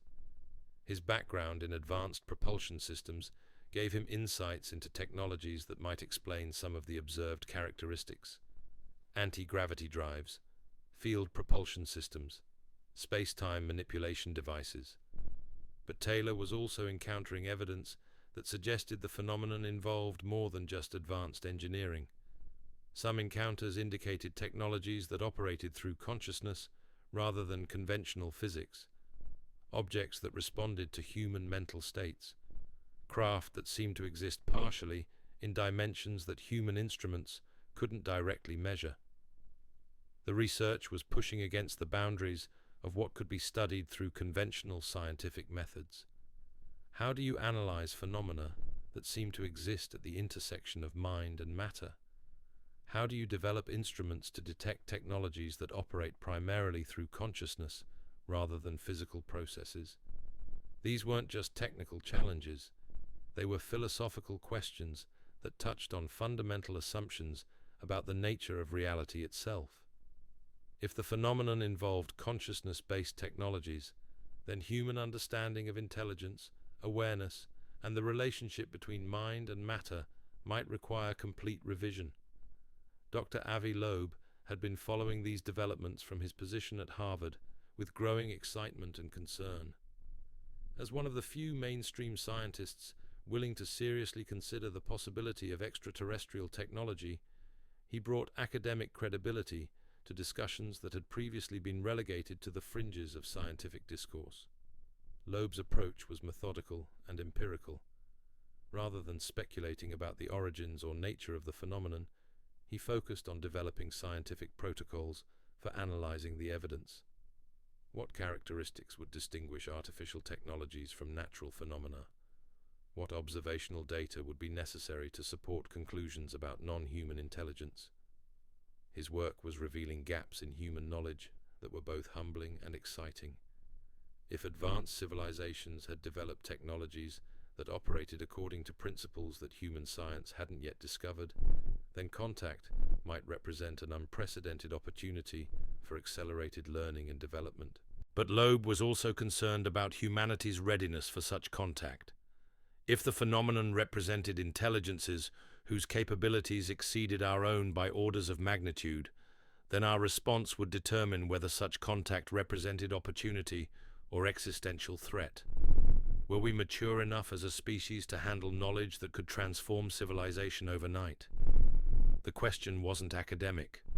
Evidence was accumulating that suggested contact might not be a future possibility, but a current reality.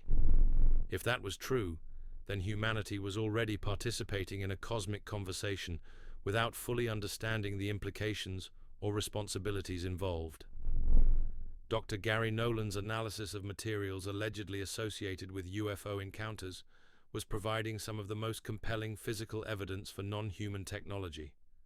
His examination of metal fragments from various incidents revealed isotopic ratios and atomic structures that couldn't be produced using known manufacturing processes. The materials appeared to have been engineered at the atomic level using techniques that represented centuries of advancement beyond current human capability. If authentic, they provided the first scientific proof that the phenomenon involved technologies beyond terrestrial origin. But Nolan's research was also revealing something unexpected. Some of the individuals who had encountered these materials showed genetic variations that seemed to enhance their ability to interface with advanced technologies. Their neural structures displayed characteristics that might make them naturally compatible with consciousness-based systems. The implications were extraordinary. If contact was occurring selectively with individuals whose genetics predisposed them to interface with advanced technologies, then the phenomenon might represent a deliberate program of genetic and consciousness development. Perhaps humanity was being gradually prepared for technologies that required enhanced human capabilities to operate effectively. This possibility suggested that contact wasn't just about observation or even education. It might involve active genetic and psychological modification designed to expand human potential. If true, then some members of our species were already being transformed into something beyond current human limitations. The research was pointing toward conclusions that challenged every assumption about human development and cosmic contact. Rather than waiting for humanity to develop the capability for interstellar communication, advanced intelligences might be actively accelerating our evolution through direct genetic and consciousness intervention. But if this interpretation was correct, then the implications for human society were staggering. A portion of the population might be developing capabilities that exceeded normal human limitations: enhanced intuition, expanded awareness, direct interface with technologies that operated through consciousness rather than conventional controls. These individuals weren't just witnesses to the phenomenon. They were becoming participants in a transformation that could reshape the entire species. They represented the leading edge of human evolution, modified through contact with intelligences whose understanding of genetics and consciousness far exceeded our own. The testimonies collected by researchers like Dr. John Mack supported this interpretation. Individuals claiming contact experiences often reported permanent expansions of consciousness that affected every aspect of their subsequent lives. They weren't just observing advanced technologies. They were being transformed by exposure to intelligences that operated on frequencies of awareness beyond normal human perception. But this transformation was creating its own challenges. Enhanced individuals found themselves isolated from family and friends who couldn't understand or accept their expanded capabilities. They possessed knowledge and perspectives that couldn't be shared without risking ridicule or psychological evaluation. Society wasn't prepared to acknowledge or integrate these enhanced individuals. Educational systems couldn't accommodate children who displayed capabilities beyond normal human ranges. Medical professionals couldn't treat conditions that involved consciousness expansion rather than conventional pathology. The phenomenon was creating a hidden population of enhanced humans who were forced to conceal their true capabilities to function in a society that wasn't ready to acknowledge their existence. They were living bridges between current human limitations and possibilities that transcended everything our species had previously imagined. Dr. Stephen Greer had documented hundreds of these enhanced individuals through his research into human consciousness and extraterrestrial contact.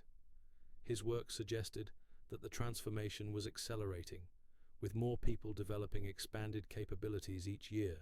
But Greer was also documenting systematic efforts to suppress this information and prevent enhanced individuals from sharing their knowledge with the broader population. Technologies that could revolutionize human civilization were being withheld.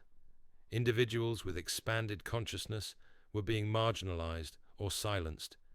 The pattern suggested a deliberate effort to prevent humanity from accessing capabilities that were already emerging within our population.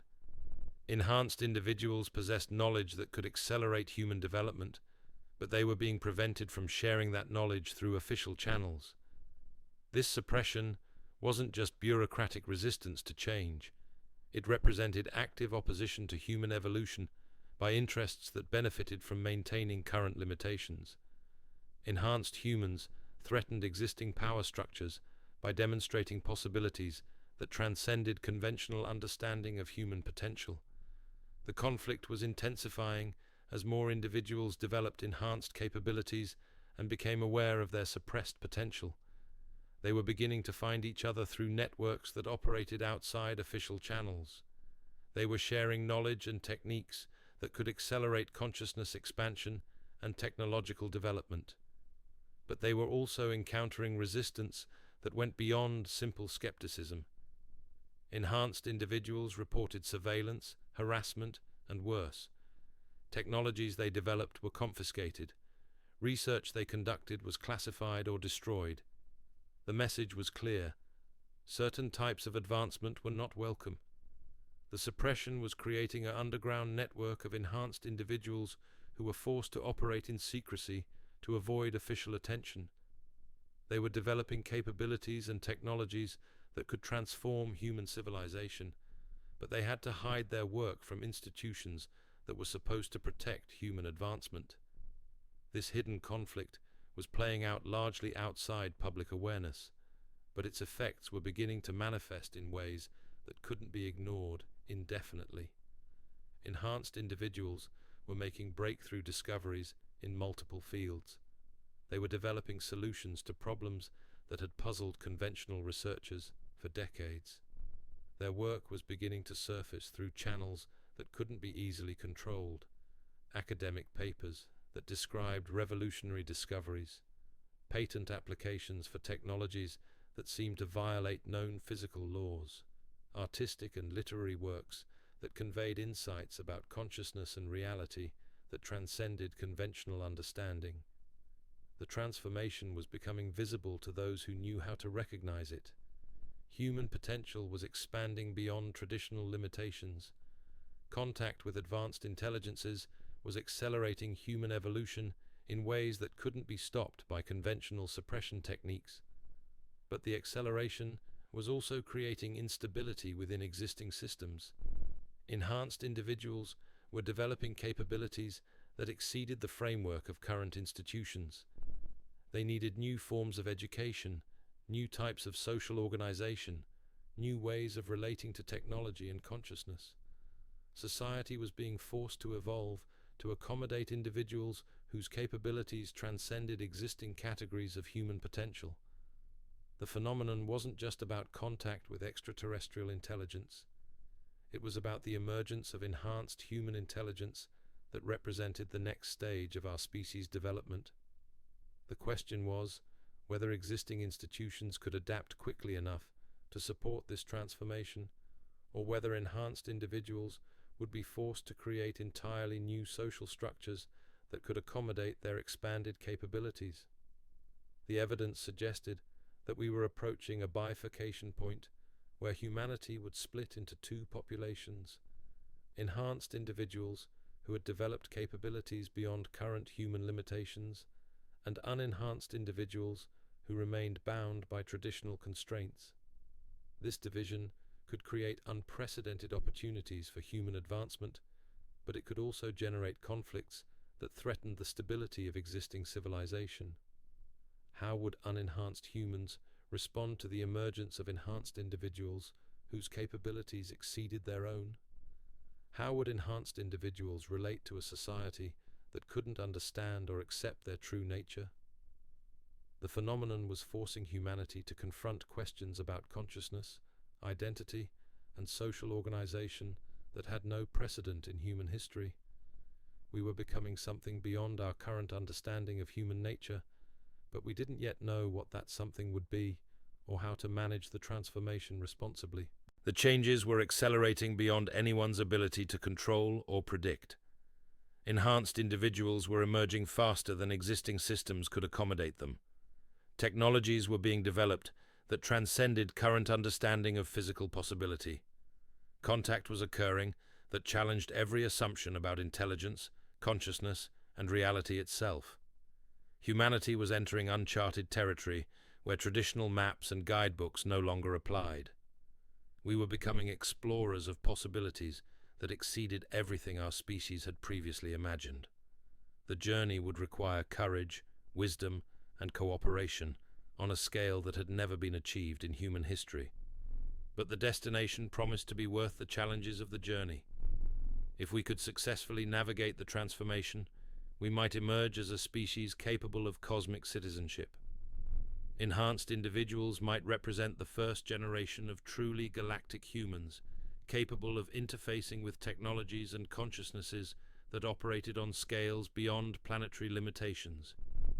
The phenomenon wasn't just showing us that we weren't alone in the universe, it was showing us what we could become if we had the courage to transcend the limitations that had defined human potential for millennia. The choice was ours to make, but time was running out for decisions that would determine whether humanity evolved into something magnificent or remained trapped by fears and limitations that prevented us from realizing our true potential. The transformation was underway. The question wasn't whether it would continue, but whether we would participate consciously in shaping our own evolution or allow it to proceed without our understanding or guidance. The phenomenon was offering us a mirror in which we could see not just what we were, but what we could become. How we responded to that vision would determine the trajectory of human development for generations to come.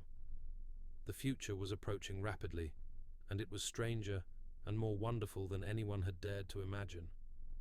The dawn of a new decade brought with it revelations that would have seemed impossible just years before. Congressional hearing rooms that had once echoed with debates about budget allocations and policy minutiae suddenly found themselves hosting discussions about objects that defied the laws of physics. Senators and representatives, many of whom had spent careers avoiding the UFO topic like political poison, were now asking pointed questions about technologies that seemed to operate outside conventional understanding. The transformation wasn't happening in isolation. It was part of a broader shift in how information moved through society, how secrets were kept and revealed, how truth found its way from classified briefing rooms to public consciousness. The old gatekeepers were losing their grip on narratives that had been carefully controlled for generations. David Grush emerged from this changing landscape like a figure from a different era, a former intelligence officer with impeccable credentials and security clearances that had given him access to some of the most sensitive information in government. When he stepped forward to testify before Congress about crash retrieval programs and non-human technologies, he wasn't speaking as a UFO enthusiast or conspiracy theorist. He was speaking as an insider who had seen the machinery of secrecy from within. His testimony was measured, careful, bounded by classification restrictions that prevented him from revealing the most compelling details. But what he could say was extraordinary enough. Programs existed that were studying materials and technologies of non-human origin. Crash retrievals had occurred. Physical evidence was being analyzed in facilities that operated outside normal oversight channels. The implications rippled through Washington like shockwaves. If Grush was telling the truth, then the government had been lying to the American people for decades about the most significant discovery in human history. If he was mistaken or deluded, then the intelligence community had a serious problem with personnel who couldn't distinguish between fantasy and reality. But Grush wasn't alone. Other whistleblowers were beginning to emerge from the shadows, each carrying pieces of a puzzle that had been deliberately scattered across different agencies and contractors to prevent anyone from seeing the complete picture. Their testimonies were consistent in ways that suggested either an elaborate coordinated hoax or systematic concealment of earth-shattering discoveries. The pattern that emerged was both fascinating and deeply disturbing. For decades, small groups within government and military contractors had apparently been studying technologies that represented centuries of advancement beyond publicly acknowledged human capabilities.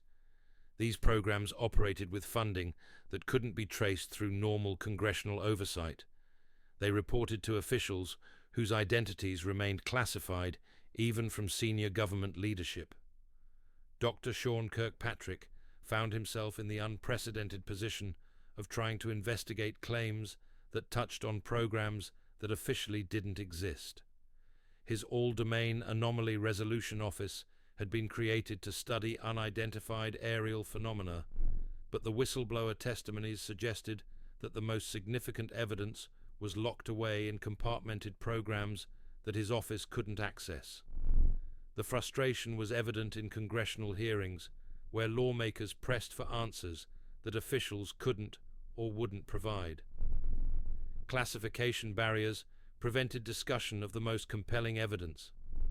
Jurisdictional boundaries limited access to programs that crossed multiple agencies.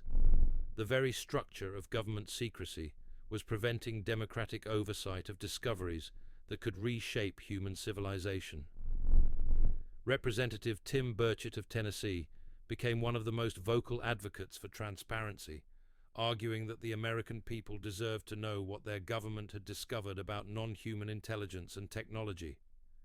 His questions cut through bureaucratic evasion with the directness of someone who had grown tired of carefully crafted non-answers. But even sympathetic officials found themselves constrained by classification systems that had evolved specifically to handle information too sensitive for normal democratic processes.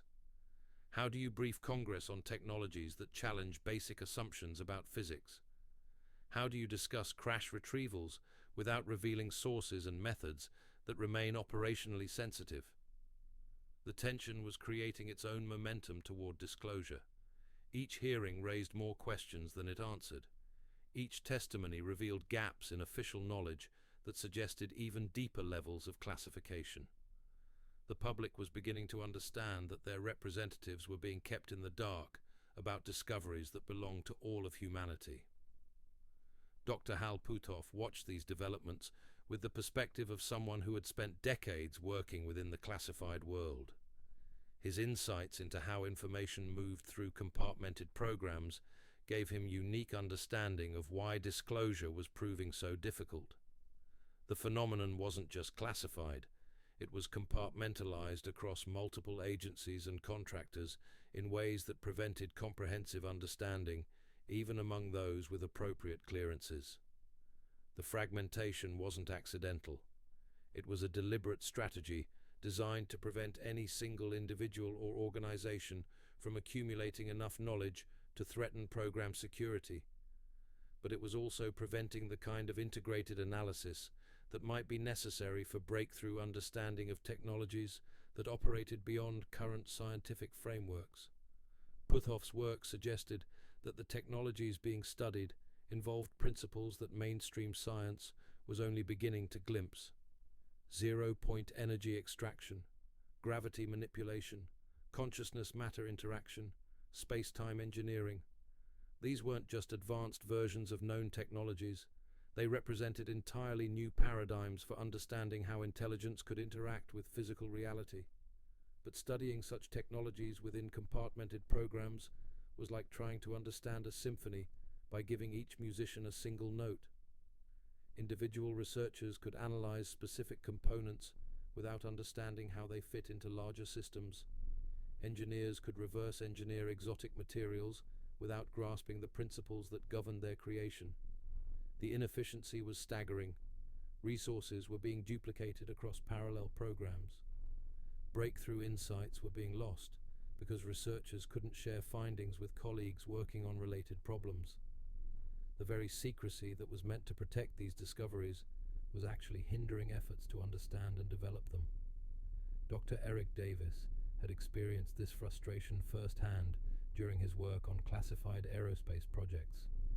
His background in breakthrough propulsion physics had given him access to data that painted an extraordinary picture of technological possibilities, but classification restrictions prevented him from publishing research that could accelerate human understanding of exotic propulsion systems.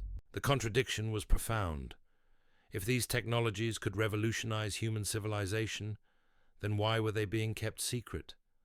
If they represented solutions to humanity's most pressing problems, then why weren't they being developed for public benefit? The answers seemed to lie in power structures that prioritized control over advancement. Some of the technologies being studied could disrupt entire industries overnight. Free energy systems would eliminate the need for fossil fuels and traditional power generation. Anti-gravity propulsion would revolutionize transportation and space exploration. Advanced materials could transform manufacturing and construction. The economic implications were staggering, but those same implications created powerful incentives for suppression. Existing energy and transportation industries represented trillions of dollars in infrastructure and investment. Sudden technological change could render entire economic sectors obsolete overnight. The social disruption could be catastrophic if not carefully managed. The challenge wasn't just technical or scientific, it was social and political.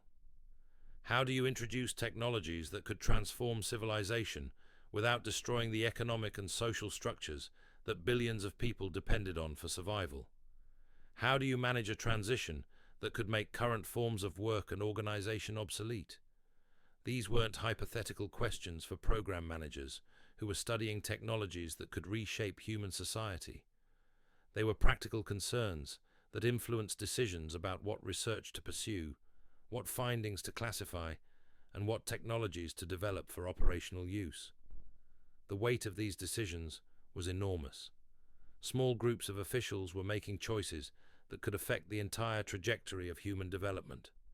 They were deciding whether humanity would have access to technologies that could solve our most pressing problems or remain limited by artificial constraints that protected existing power structures.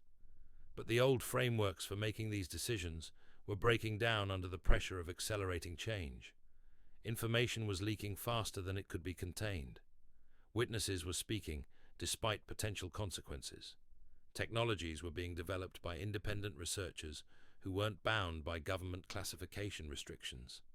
The transformation was becoming unstoppable through conventional means. Too many people knew too much about technologies that officially didn't exist. Too many researchers were approaching breakthrough understanding through independent paths. Too many witnesses were willing to risk their careers and reputations to share what they had experienced. Dr. Stephen Greer had spent decades documenting this underground network of researchers, witnesses, and enhanced individuals who were developing capabilities that transcended official acknowledgement.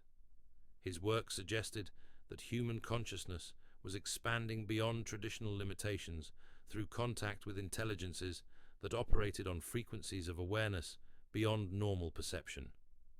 The enhancement wasn't limited to isolated individuals anymore.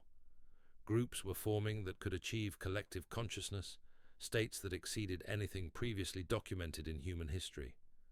Technologies were being developed that interfaced directly with human awareness rather than conventional controls.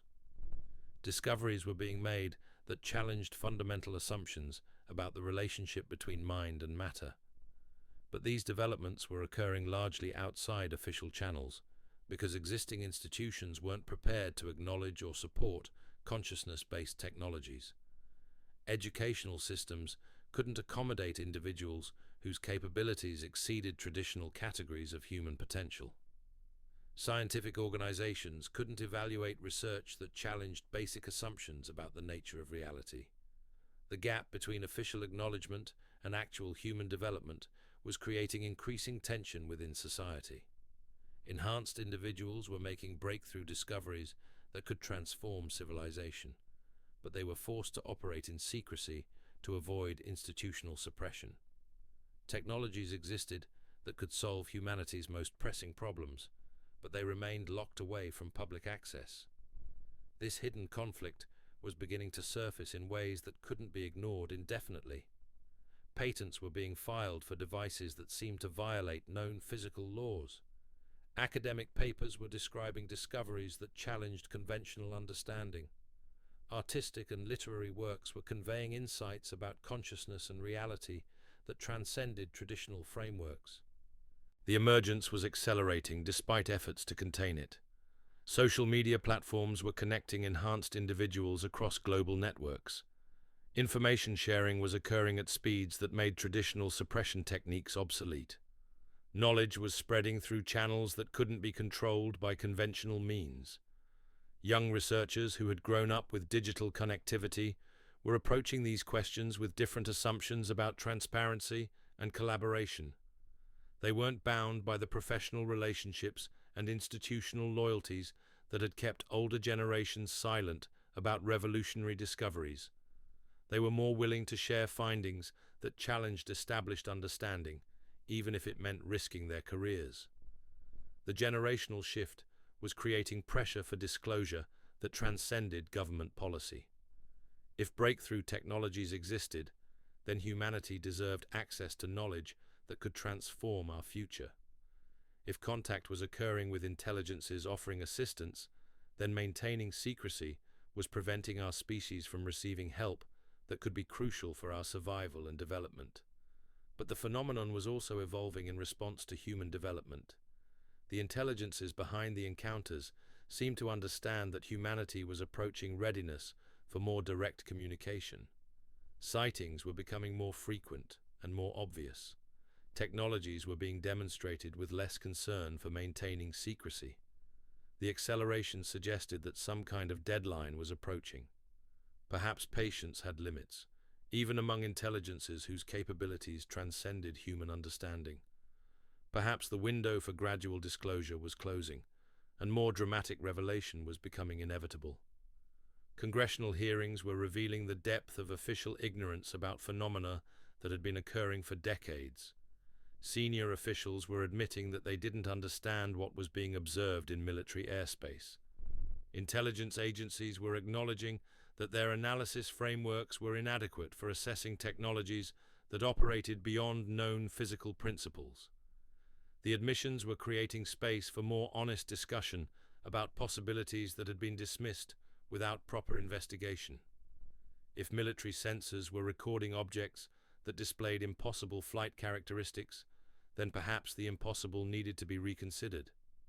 If credible witnesses were reporting encounters with non-human intelligences, then perhaps such encounters deserved serious scientific analysis. Dr. Avi Loeb continued to advocate for rigorous scientific investigation of phenomena that challenged conventional understanding. His position at Harvard gave academic credibility to discussions that had previously been relegated to the margins of scientific discourse. His willingness to consider possibilities that other scientists avoided was helping to legitimize research into questions that academic institutions had long considered taboo. But Loeb was also discovering resistance within the scientific community that went beyond simple skepticism. Colleagues who privately acknowledged the compelling nature of recent evidence were reluctant to risk their reputations by advocating for serious investigation. The social costs of association with UFO research remained high enough to discourage most mainstream scientists from engaging with the phenomenon. The resistance was creating a bottleneck that prevented scientific institutions from contributing to understanding of what might be the most significant discovery in human history. Academic organizations that should have been leading efforts to analyze extraordinary evidence were instead maintaining positions that had been established decades earlier when such evidence wasn't available for examination. The disconnect between available evidence and institutional response was becoming increasingly difficult to justify. Military sensors were recording phenomena that challenged basic assumptions about physics, but universities weren't developing research programs to study the implications.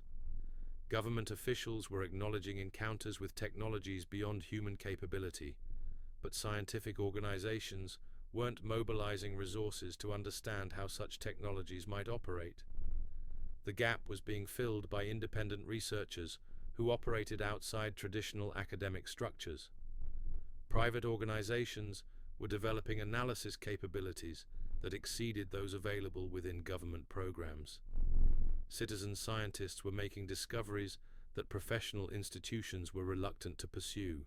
The decentralization of research was accelerating understanding in ways that centralized programs couldn't match. Information was being shared across global networks faster than it could be classified. Discoveries were being replicated by multiple independent teams before official suppression could be implemented. But the distributed approach was also creating new challenges. How do you verify findings when research is conducted outside traditional peer review processes? How do you distinguish legitimate discoveries from elaborate hoaxes when information spreads through channels that aren't subject to professional oversight? The questions were becoming urgent as the volume of extraordinary claims continued to accelerate. Enhanced individuals were reporting capabilities that exceeded normal human limitations. Independent researchers were announcing discoveries that challenged fundamental assumptions about physics. Witnesses were describing encounters that suggested contact with intelligences whose understanding of reality transcended human comprehension. The phenomenon was forcing humanity to develop new frameworks for evaluating evidence that fell outside traditional categories of scientific investigation. How do you study consciousness-based technologies using instruments designed for physical measurement? How do you assess claims about non-human intelligence when existing protocols assume only human intelligence exists? The challenges were unprecedented, but so were the opportunities. If even a fraction of the reported discoveries were authentic, then humanity was on the verge of breakthroughs that could transform every aspect of civilization. Enhanced consciousness, revolutionary technologies, contact with advanced intelligences. The possibilities were extraordinary enough to justify serious investigation, despite the risks of pursuing research that challenged conventional understanding. But time was becoming a critical factor. The phenomenon seemed to be accelerating towards some kind of culmination that couldn't be indefinitely delayed. Whether through gradual disclosure or dramatic revelation, the truth about non-human intelligence and advanced technologies was approaching public awareness with momentum that couldn't be stopped by traditional suppression techniques. The question wasn't whether disclosure would occur, but whether humanity would be prepared for revelations that could reshape every assumption about consciousness, intelligence, and our place in a universe that was proving to be far stranger and more populated than anyone had previously imagined. The evidence was mounting beyond anyone's ability to contain or dismiss. The witnesses were speaking despite potential consequences. The technologies were emerging through channels that couldn't be controlled by conventional means. After decades of careful concealment, the truth was finally breaking through barriers that had seemed impermeable just years before. What emerged from that breakthrough would depend on how humanity chose to respond to discoveries that challenged everything we thought we knew about reality, consciousness, and the nature of intelligence itself. The choices we made in the coming years would determine whether we evolved into something magnificent or remained trapped by limitations that prevented us from realizing possibilities beyond our current imagination. The phenomenon was showing us what we could become. Whether we had the courage to embrace that transformation would determine the trajectory of human development for generations to come. The future was approaching rapidly, and it was far more extraordinary than anyone had dared to dream. The whispers were becoming conversations. The conversations were becoming testimonies, and the testimonies were becoming something that could no longer be ignored by the institutions that had spent 70 years perfecting the art of looking away. In quiet conference rooms across Washington, briefings were taking place that would have been unthinkable just a decade earlier. Charts and graphs displayed data that challenged every assumption about what was possible in our skies. Radar returns showed objects performing maneuvers that should have torn apart any known material. Thermal imaging captured signatures that defied conventional understanding of propulsion and energy. The officials receiving these briefings weren't UFO enthusiasts or fringe researchers. They were career professionals who had built their reputations on careful analysis and measured responses. Yet here they sat, confronting evidence that seemed to require them to choose between their training and their eyes. Dr. Kirkpatrick found himself walking a tightrope stretched between scientific rigor and bureaucratic necessity. Each new piece of data his team collected raised questions that existing frameworks couldn't accommodate. Objects that seemed to phase between dimensions, craft that appeared to respond to observation itself, technologies that operated at the intersection of physics and consciousness in ways that textbooks insisted were impossible. The challenge wasn't just technical, it was philosophical. How do you write a threat assessment for phenomena that might exist partially outside our normal space-time? How do you develop countermeasures for technologies that seem to operate through principles you don't understand? How do you brief senior officials on encounters that challenge the very foundations of their worldview? The answers weren't coming from traditional military analysis. Fighter jets couldn't intercept objects that could accelerate from 0 to several thousand miles per hour in seconds without creating sonic booms. Missiles couldn't target craft that seemed to exist in multiple locations simultaneously. Conventional weapons were useless against technologies that appeared to manipulate the fundamental forces of nature. But perhaps most unsettling was the growing recognition that these encounters weren't random. The objects displayed patterns of behavior that suggested systematic observation with specific objectives. They appeared near critical infrastructure, with timing that seemed too precise to be coincidental. They demonstrated knowledge of human capabilities that implied long-term study of our technology and procedures. The intelligence was becoming impossible to deny. These weren't natural phenomena or misidentified aircraft. They represented organized entities conducting reconnaissance with methods that exceeded anything in human experience. We weren't just witnessing unexplained objects. We were documenting evidence of systematic surveillance by intelligences whose capabilities dwarfed our own. Commander Sarah Chen had been tracking these patterns from her position within naval intelligence. Her background in signal analysis had taught her to recognize organized behavior even when the signals themselves were incomprehensible. What she was observing in UFO encounters displayed characteristics that she associated with professional intelligence operations. The objects knew where to appear to maximize their visibility to military sensors while minimizing their exposure to civilian observation. They operated within the boundaries of human detection capabilities as if they understood exactly how our systems worked. They demonstrated technologies just advanced enough to be undeniable, but not so overwhelming as to trigger panic responses. This level of sophistication suggested something far more complex than casual visitation. The phenomenon displayed characteristics of organized intelligence, conducting systematic reconnaissance with carefully planned methodology. Whatever was behind these manifestations understood human psychology and behavior with precision that implied extensive prior study. Chen's analysis revealed correlations that painted an even more disturbing picture. The encounters clustered around facilities involved in advanced research and development. Nuclear installations attracted consistent attention, but so did aerospace research centers, quantum computing laboratories, and facilities where breakthrough technologies were being developed.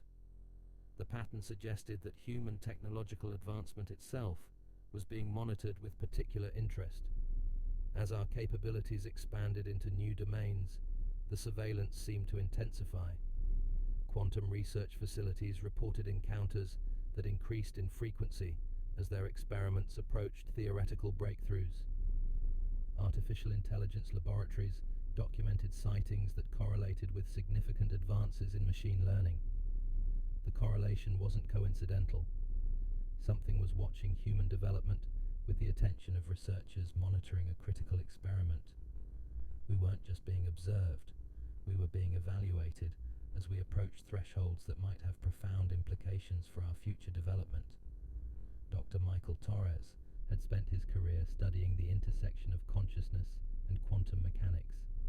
His work suggested that advanced civilizations might develop technologies that operated through direct interaction between awareness and quantum fields. What mainstream science dismissed as impossible might represent simply a more sophisticated understanding of how consciousness could influence physical reality.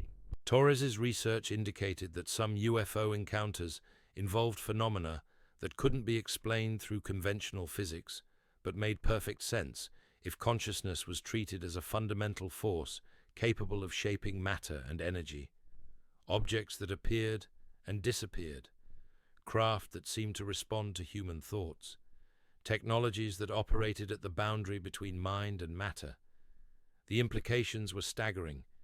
If advanced intelligences had learned to engineer reality through consciousness rather than just manipulating existing materials, then their capabilities would exceed human understanding by orders of magnitude. They wouldn't just possess better technology, they would operate according to entirely different principles for how intelligence could interact with the physical universe. But Torres was also discovering evidence that suggested some humans were beginning to develop similar capabilities. Individuals who reported close encounters often displayed enhanced intuitive abilities afterward. They demonstrated sensitivity to electromagnetic fields that exceeded normal human ranges. Some showed evidence of direct neural interface with electronic systems that shouldn't have been possible. The enhancement wasn't random. It seemed to occur specifically among individuals whose genetic profiles included certain variations that affected neural development and electromagnetic sensitivity. The modifications appeared to be preparing these individuals for interface with technologies that operated through consciousness rather than conventional controls. Dr. Jennifer Walsh had been documenting these enhanced individuals through her research into post-encounter psychological changes.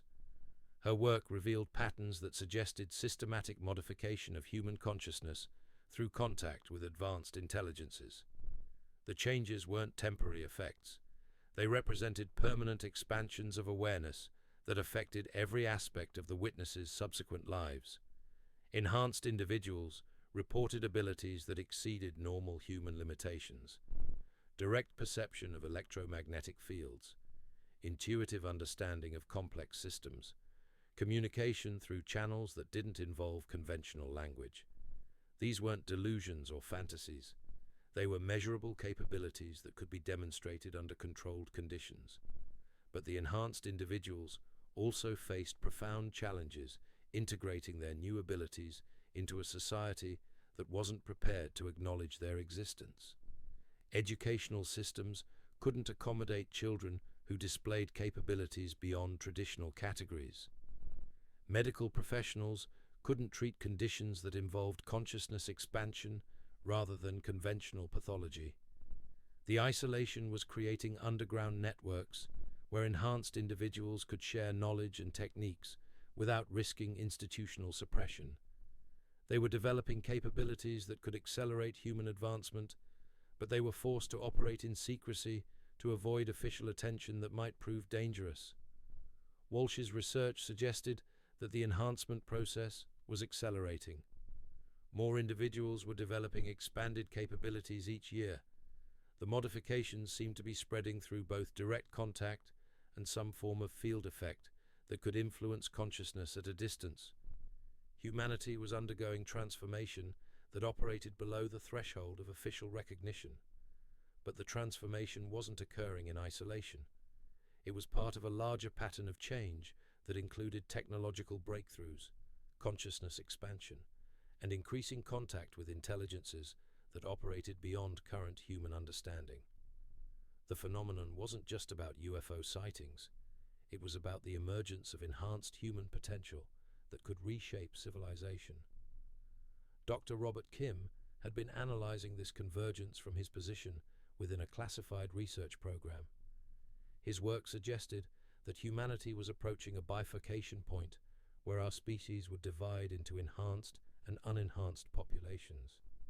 The enhanced individuals would possess capabilities that exceeded traditional human limitations.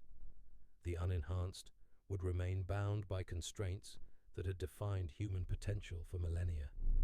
The division could create unprecedented opportunities for advancement, but it could also generate conflicts that threatened existing social structures. How would unenhanced humans respond to the emergence of individuals whose capabilities exceeded their own? How would enhanced individuals relate to institutions that couldn't understand or accommodate their true nature? Kim's analysis indicated that the transition was being managed by intelligences that understood the social dynamics involved better than humans did. The enhancement process was being carefully controlled to prevent disruption that could destabilize civilization. Enhanced individuals were being prepared gradually for responsibilities they didn't yet fully understand. But the management also suggested that humanity was being evaluated for readiness to join a larger cosmic community. The enhancement process might represent preparation for contact with civilizations that operated on scales beyond planetary limitations. Enhanced humans might be the first generation capable of interface with technologies and consciousnesses that transcended terrestrial boundaries. The possibility that we were being prepared for cosmic citizenship was both exhilarating and terrifying. If true, then everything about human development and social organization would need to be reconsidered. We weren't just evolving as an isolated species, we were being integrated into a community of intelligences that operated according to principles we were only beginning to glimpse. But the integration was occurring whether official institutions acknowledged it or not. Enhanced individuals were making contact with intelligences that operated through consciousness rather than conventional communication. Technologies were being developed that transcended current understanding of how awareness could influence physical reality. Discoveries were being made that challenged fundamental assumptions about the nature of intelligence itself. The underground network was becoming a parallel civilization that operated alongside conventional society while remaining largely invisible to official recognition. Enhanced individuals were developing their own educational systems, communication networks, and technological capabilities. They were becoming something beyond current human limitations while maintaining the appearance of normal social integration. Dr. Lisa Park had been studying this hidden transformation through her work with individuals claiming ongoing contact experiences. Her research revealed that enhanced humans weren't just developing individual capabilities, they were beginning to function as nodes in a distributed intelligence network that operated through consciousness rather than conventional technology. The network allowed enhanced individuals to share information, coordinate activities, and access knowledge that exceeded anything available through traditional channels. They could communicate across vast distances without electronic devices. They could access databases of information that seemed to exist in consciousness rather than physical storage systems. Park's work suggested that enhanced humans were becoming components of an intelligence system that transcended individual consciousness. They maintained their personal identities while gaining access to collective awareness that operated on scales beyond anything previously documented in human experience. They were becoming both individual and collective simultaneously. But the network wasn't limited to human participants. Enhanced individuals reported contact with intelligences that operated through similar consciousness-based systems, but possessed capabilities that exceeded human understanding by orders of magnitude. The network was connecting humanity with a cosmic community of awareness that spanned multiple dimensions and scales of existence. The connection was transforming human understanding of intelligence, consciousness, and and the nature of reality itself. Enhanced individuals were discovering that awareness wasn't confined to individual brains, but existed as a fundamental property of the universe that could be accessed through properly developed consciousness. They were learning to interface with intelligent systems that operated beyond the limitations of biological neural networks. But the transformation was also revealing the artificial nature of many limitations that humans had accepted as fundamental constraints. Enhanced individuals could influence matter and energy through direct consciousness interaction. They could access information that existed beyond the boundaries of space and time. They could communicate with intelligences that operated in dimensions that conventional physics couldn't measure.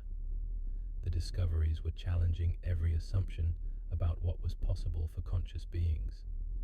If awareness could directly influence physical reality, then the entire framework of human technology and social organization might need to be reconsidered. Enhanced individuals were demonstrating capabilities that suggested entirely new paradigms for how intelligence could interact with the universe. Dr. Amanda Foster had been documenting these capabilities through carefully controlled experiments that measured consciousness effects on quantum systems. Her work was producing results that challenged fundamental assumptions about the relationship between mind and matter. Enhanced individuals could influence quantum state collapse through direct observation in ways that exceeded anything predicted by conventional physics. The effects weren't subtle. Enhanced subjects could bias quantum random number generators with statistical significance that ruled out chance. They could influence the behavior of isolated quantum systems through intention alone. They could demonstrate direct consciousness effects on matter at scales that conventional science insisted were impossible. Foster's research was being conducted outside traditional academic channels because the implications were too radical for conventional peer review. If consciousness could directly influence quantum systems, then the entire edifice of materialist science might require fundamental revision. Enhanced individuals were demonstrating that awareness was a causal force in physical reality rather than just an emergent property of complex neural activity. But the research was also revealing that these capabilities weren't limited to specially gifted individuals. The potential existed within normal human consciousness, but remained dormant due to cultural conditioning and limited understanding of awareness itself. Enhanced individuals had simply activated capabilities that all humans possessed but rarely accessed. The activation process seemed to require exposure to consciousness fields generated by advanced intelligences. Direct contact with UFO phenomena often triggered enhancement that persisted for years or decades afterward. The encounters weren't just sightings of advanced technology. They were transformative experiences that fundamentally altered human consciousness and capability. This realization was reshaping understanding of what the phenomenon actually represented. Rather than simple visitation by advanced civilizations, the encounters might involve systematic consciousness development designed to prepare humanity for integration into cosmic intelligence networks. We weren't just being observed, we were being upgraded for participation in forms of awareness that transcended planetary limitations. The upgrade process was accelerating as more individuals underwent enhancement and began activating others through field effects that operated below the threshold of conscious recognition. The transformation was becoming self-sustaining through consciousness networks that could influence human development without requiring direct contact with external intelligences. But the acceleration was also creating pressure for official acknowledgement that the phenomenon represented something far more significant than advanced aircraft or natural anomalies. Enhanced individuals were developing capabilities that couldn't be explained through conventional frameworks. Their discoveries were challenging basic assumptions about physics, consciousness, and the nature of reality itself. The evidence was mounting beyond anyone's ability to dismiss or contain. Too many credible witnesses had reported impossible experiences. Too many researchers had documented anomalous effects that challenged fundamental scientific assumptions. Too many enhanced individuals were demonstrating capabilities that exceeded traditional human limitations. Change was coming, whether institutions were prepared for it or not. The transformation couldn't be stopped through conventional suppression techniques because it operated through consciousness networks that transcended physical boundaries. Enhanced individuals were becoming connected through awareness systems that governments couldn't monitor or control. The phenomenon was revealing itself as something far more profound than anyone had previously imagined. We weren't just being visited by advanced civilizations. We were being integrated into cosmic intelligence networks that operated according to principles that human science was only beginning to glimpse. The integration was transforming not just individual consciousness, but the entire trajectory of human development. We were becoming something beyond current understanding of human potential. The question wasn't whether the transformation would continue, but whether we would participate consciously in shaping our own evolution or allow it to proceed without our guidance or understanding. The phenomenon was offering us a choice that would determine the future of human consciousness for generations to come. We could embrace the enhancement and join the cosmic community of awareness, or we could resist the transformation and remain isolated by limitations that were proving to be largely artificial. The decision was approaching rapidly, and it would be irreversible once made. The enhanced individuals were already becoming bridges between current human consciousness and possibilities that transcended everything our species had previously imagined. What we chose to do with that bridge would determine whether humanity evolved into something magnificent or remained trapped by fears and limitations that prevented us from realizing our true potential in a universe that was far stranger, more connected, and more alive than we had ever dared to dream. The evidence was all around us now, waiting for those brave enough to see it. The transformation was underway, patient but persistent, offering humanity the greatest opportunity in our history while demanding the courage to transcend everything we thought we knew about consciousness, intelligence, and the nature of reality itself. The future was calling, and it was time to answer. The veil was lifting, but slowly, like dawn breaking over a landscape that had been shrouded in darkness for generations. What emerged in that gradual illumination wasn't just the acknowledgement of phenomena that challenged human understanding. It was the recognition that consciousness itself might be the key to comprehending realities that had always existed just beyond the edges of ordinary perception. In laboratories around the world, researchers were beginning to document effects that conventional science had no framework to explain. Quantum experiments were yielding results that suggested observation wasn't passive, but participatory. Consciousness wasn't just witnessing reality. It was actively shaping the outcomes of physical processes in ways that textbooks insisted were impossible. Dr. Maria Santos had spent years studying these anomalous effects in her quantum consciousness laboratory.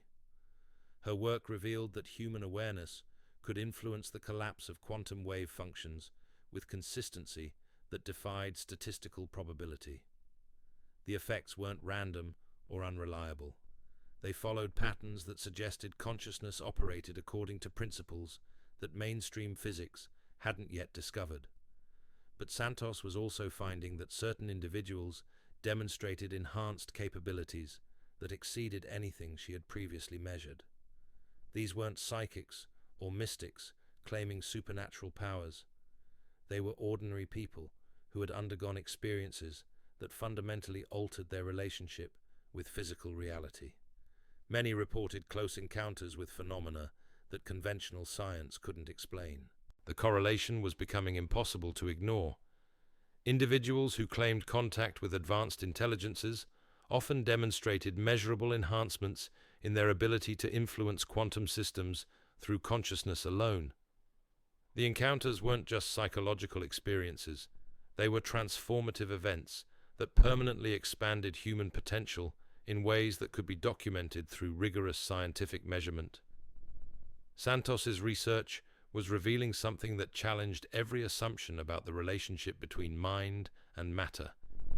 If consciousness could directly influence physical reality, then perhaps the technologies being observed in UFO encounters operated through awareness rather than conventional engineering. Perhaps what we were witnessing wasn't just advanced machinery, but consciousness-based systems that transcended our understanding of how intelligence could interact with the universe.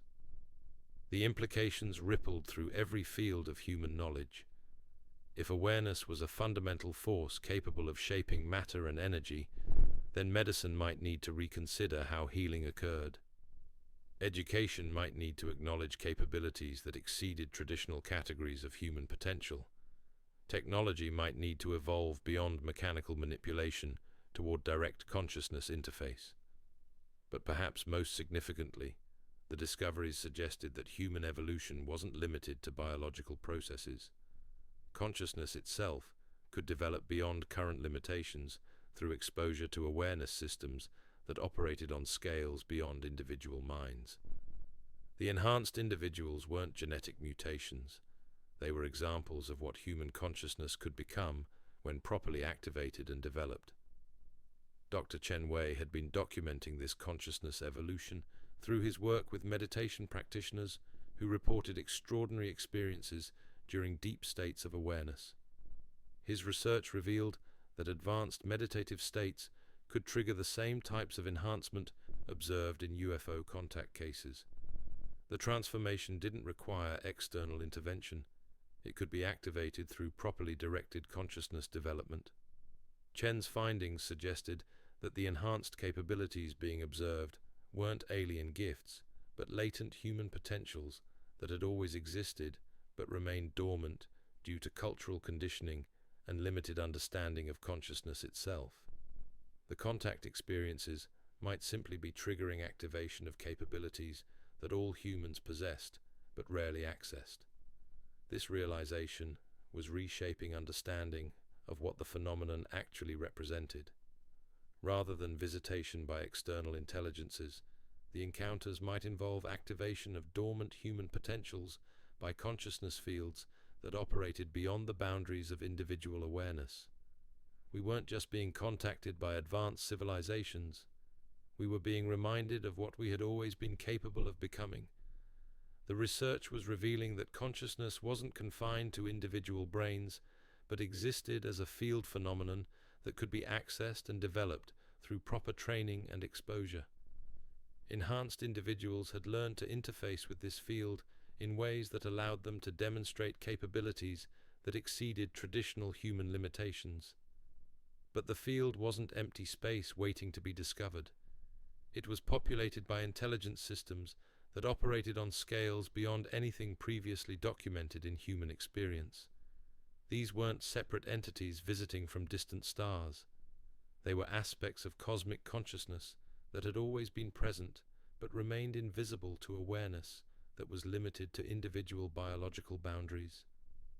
Dr. Sarah Kim had been studying these intelligence systems through her work with enhanced individuals who reported ongoing communication with non-physical entities.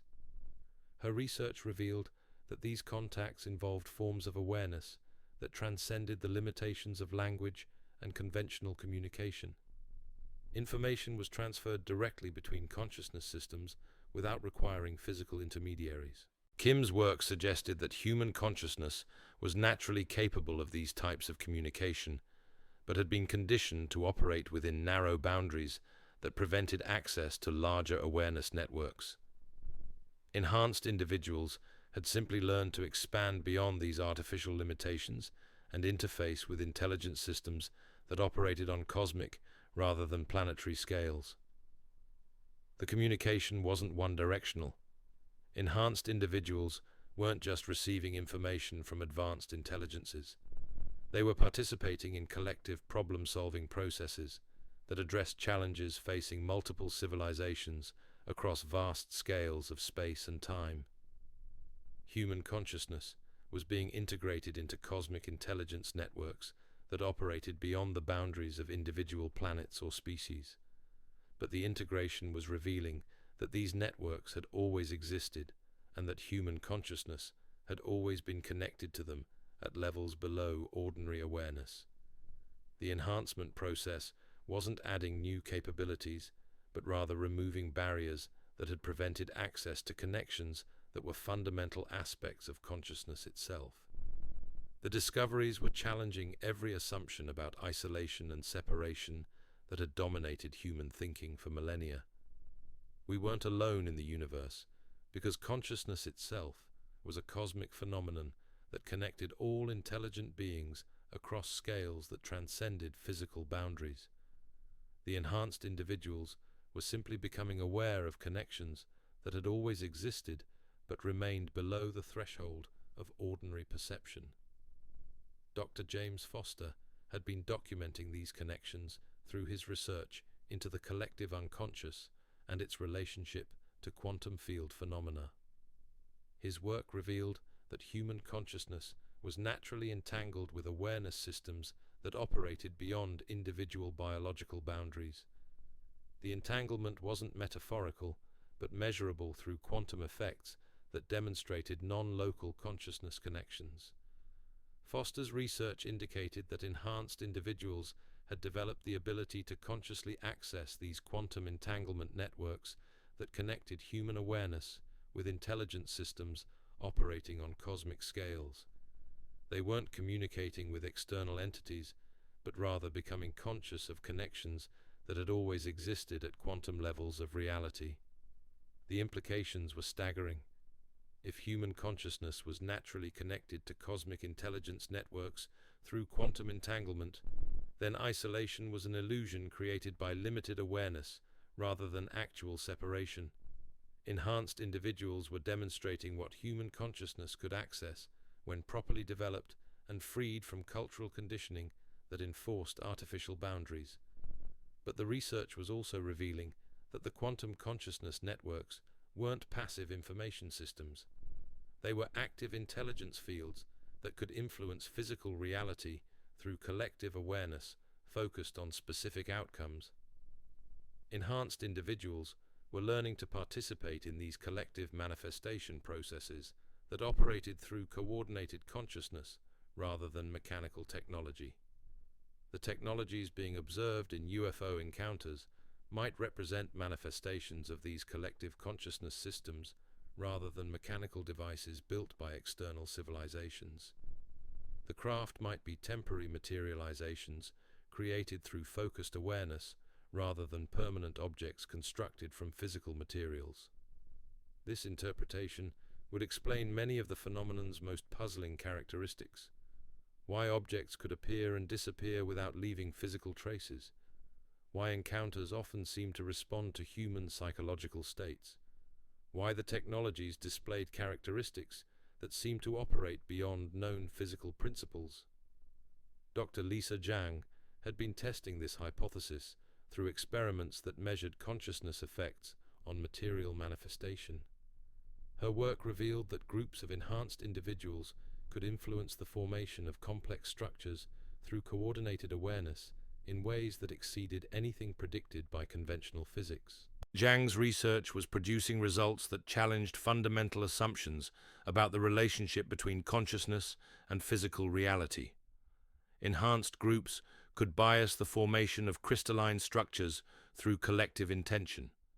They could influence the behavior of quantum systems across vast distances through synchronized awareness. They could demonstrate effects that suggested consciousness was a causal force in material reality rather than just an emergent property of complex neural activity. But the most extraordinary discovery was that these consciousness manifestation effects weren't limited to laboratory conditions. Enhanced individuals were reporting the ability to influence weather patterns, technological systems, and even biological processes through focused awareness. They were demonstrating that consciousness could interact with physical reality at scales ranging from quantum to planetary. The capabilities were reshaping understanding of what human potential might actually encompass. If properly developed consciousness could influence matter and energy across multiple scales of reality, then the limitations that had defined human capability for millennia might be largely artificial constraints rather than fundamental boundaries. But the development process required exposure to consciousness fields that operated beyond individual awareness. Enhanced individuals consistently reported that their capabilities had emerged through contact with intelligence systems that transcended personal boundaries. The transformation couldn't be achieved through individual effort alone, but required interface with collective awareness networks that operated on cosmic scales. Dr. Robert Chen had been studying these consciousness development processes through his work with groups attempting to replicate the enhancement effects under controlled conditions. His research revealed that collective meditation practices could trigger consciousness expansions that approached the levels observed in UFO contact cases. Chen's work suggested that the enhancement process could be systematically developed through properly designed consciousness training programs. Groups working together could achieve awareness states that exceeded anything possible for individual practitioners. They could access information that transcended personal knowledge and demonstrate capabilities that challenged conventional understanding of human potential. But the group consciousness effects weren't limited to enhanced awareness. Participants often reported encounters with intelligence systems that seemed to exist within the collective field rather than as external entities. These contacts involved forms of communication that transcended language and conventional thought processes. The research was revealing that collective consciousness could serve as an interface for accessing intelligence networks that operated beyond individual awareness.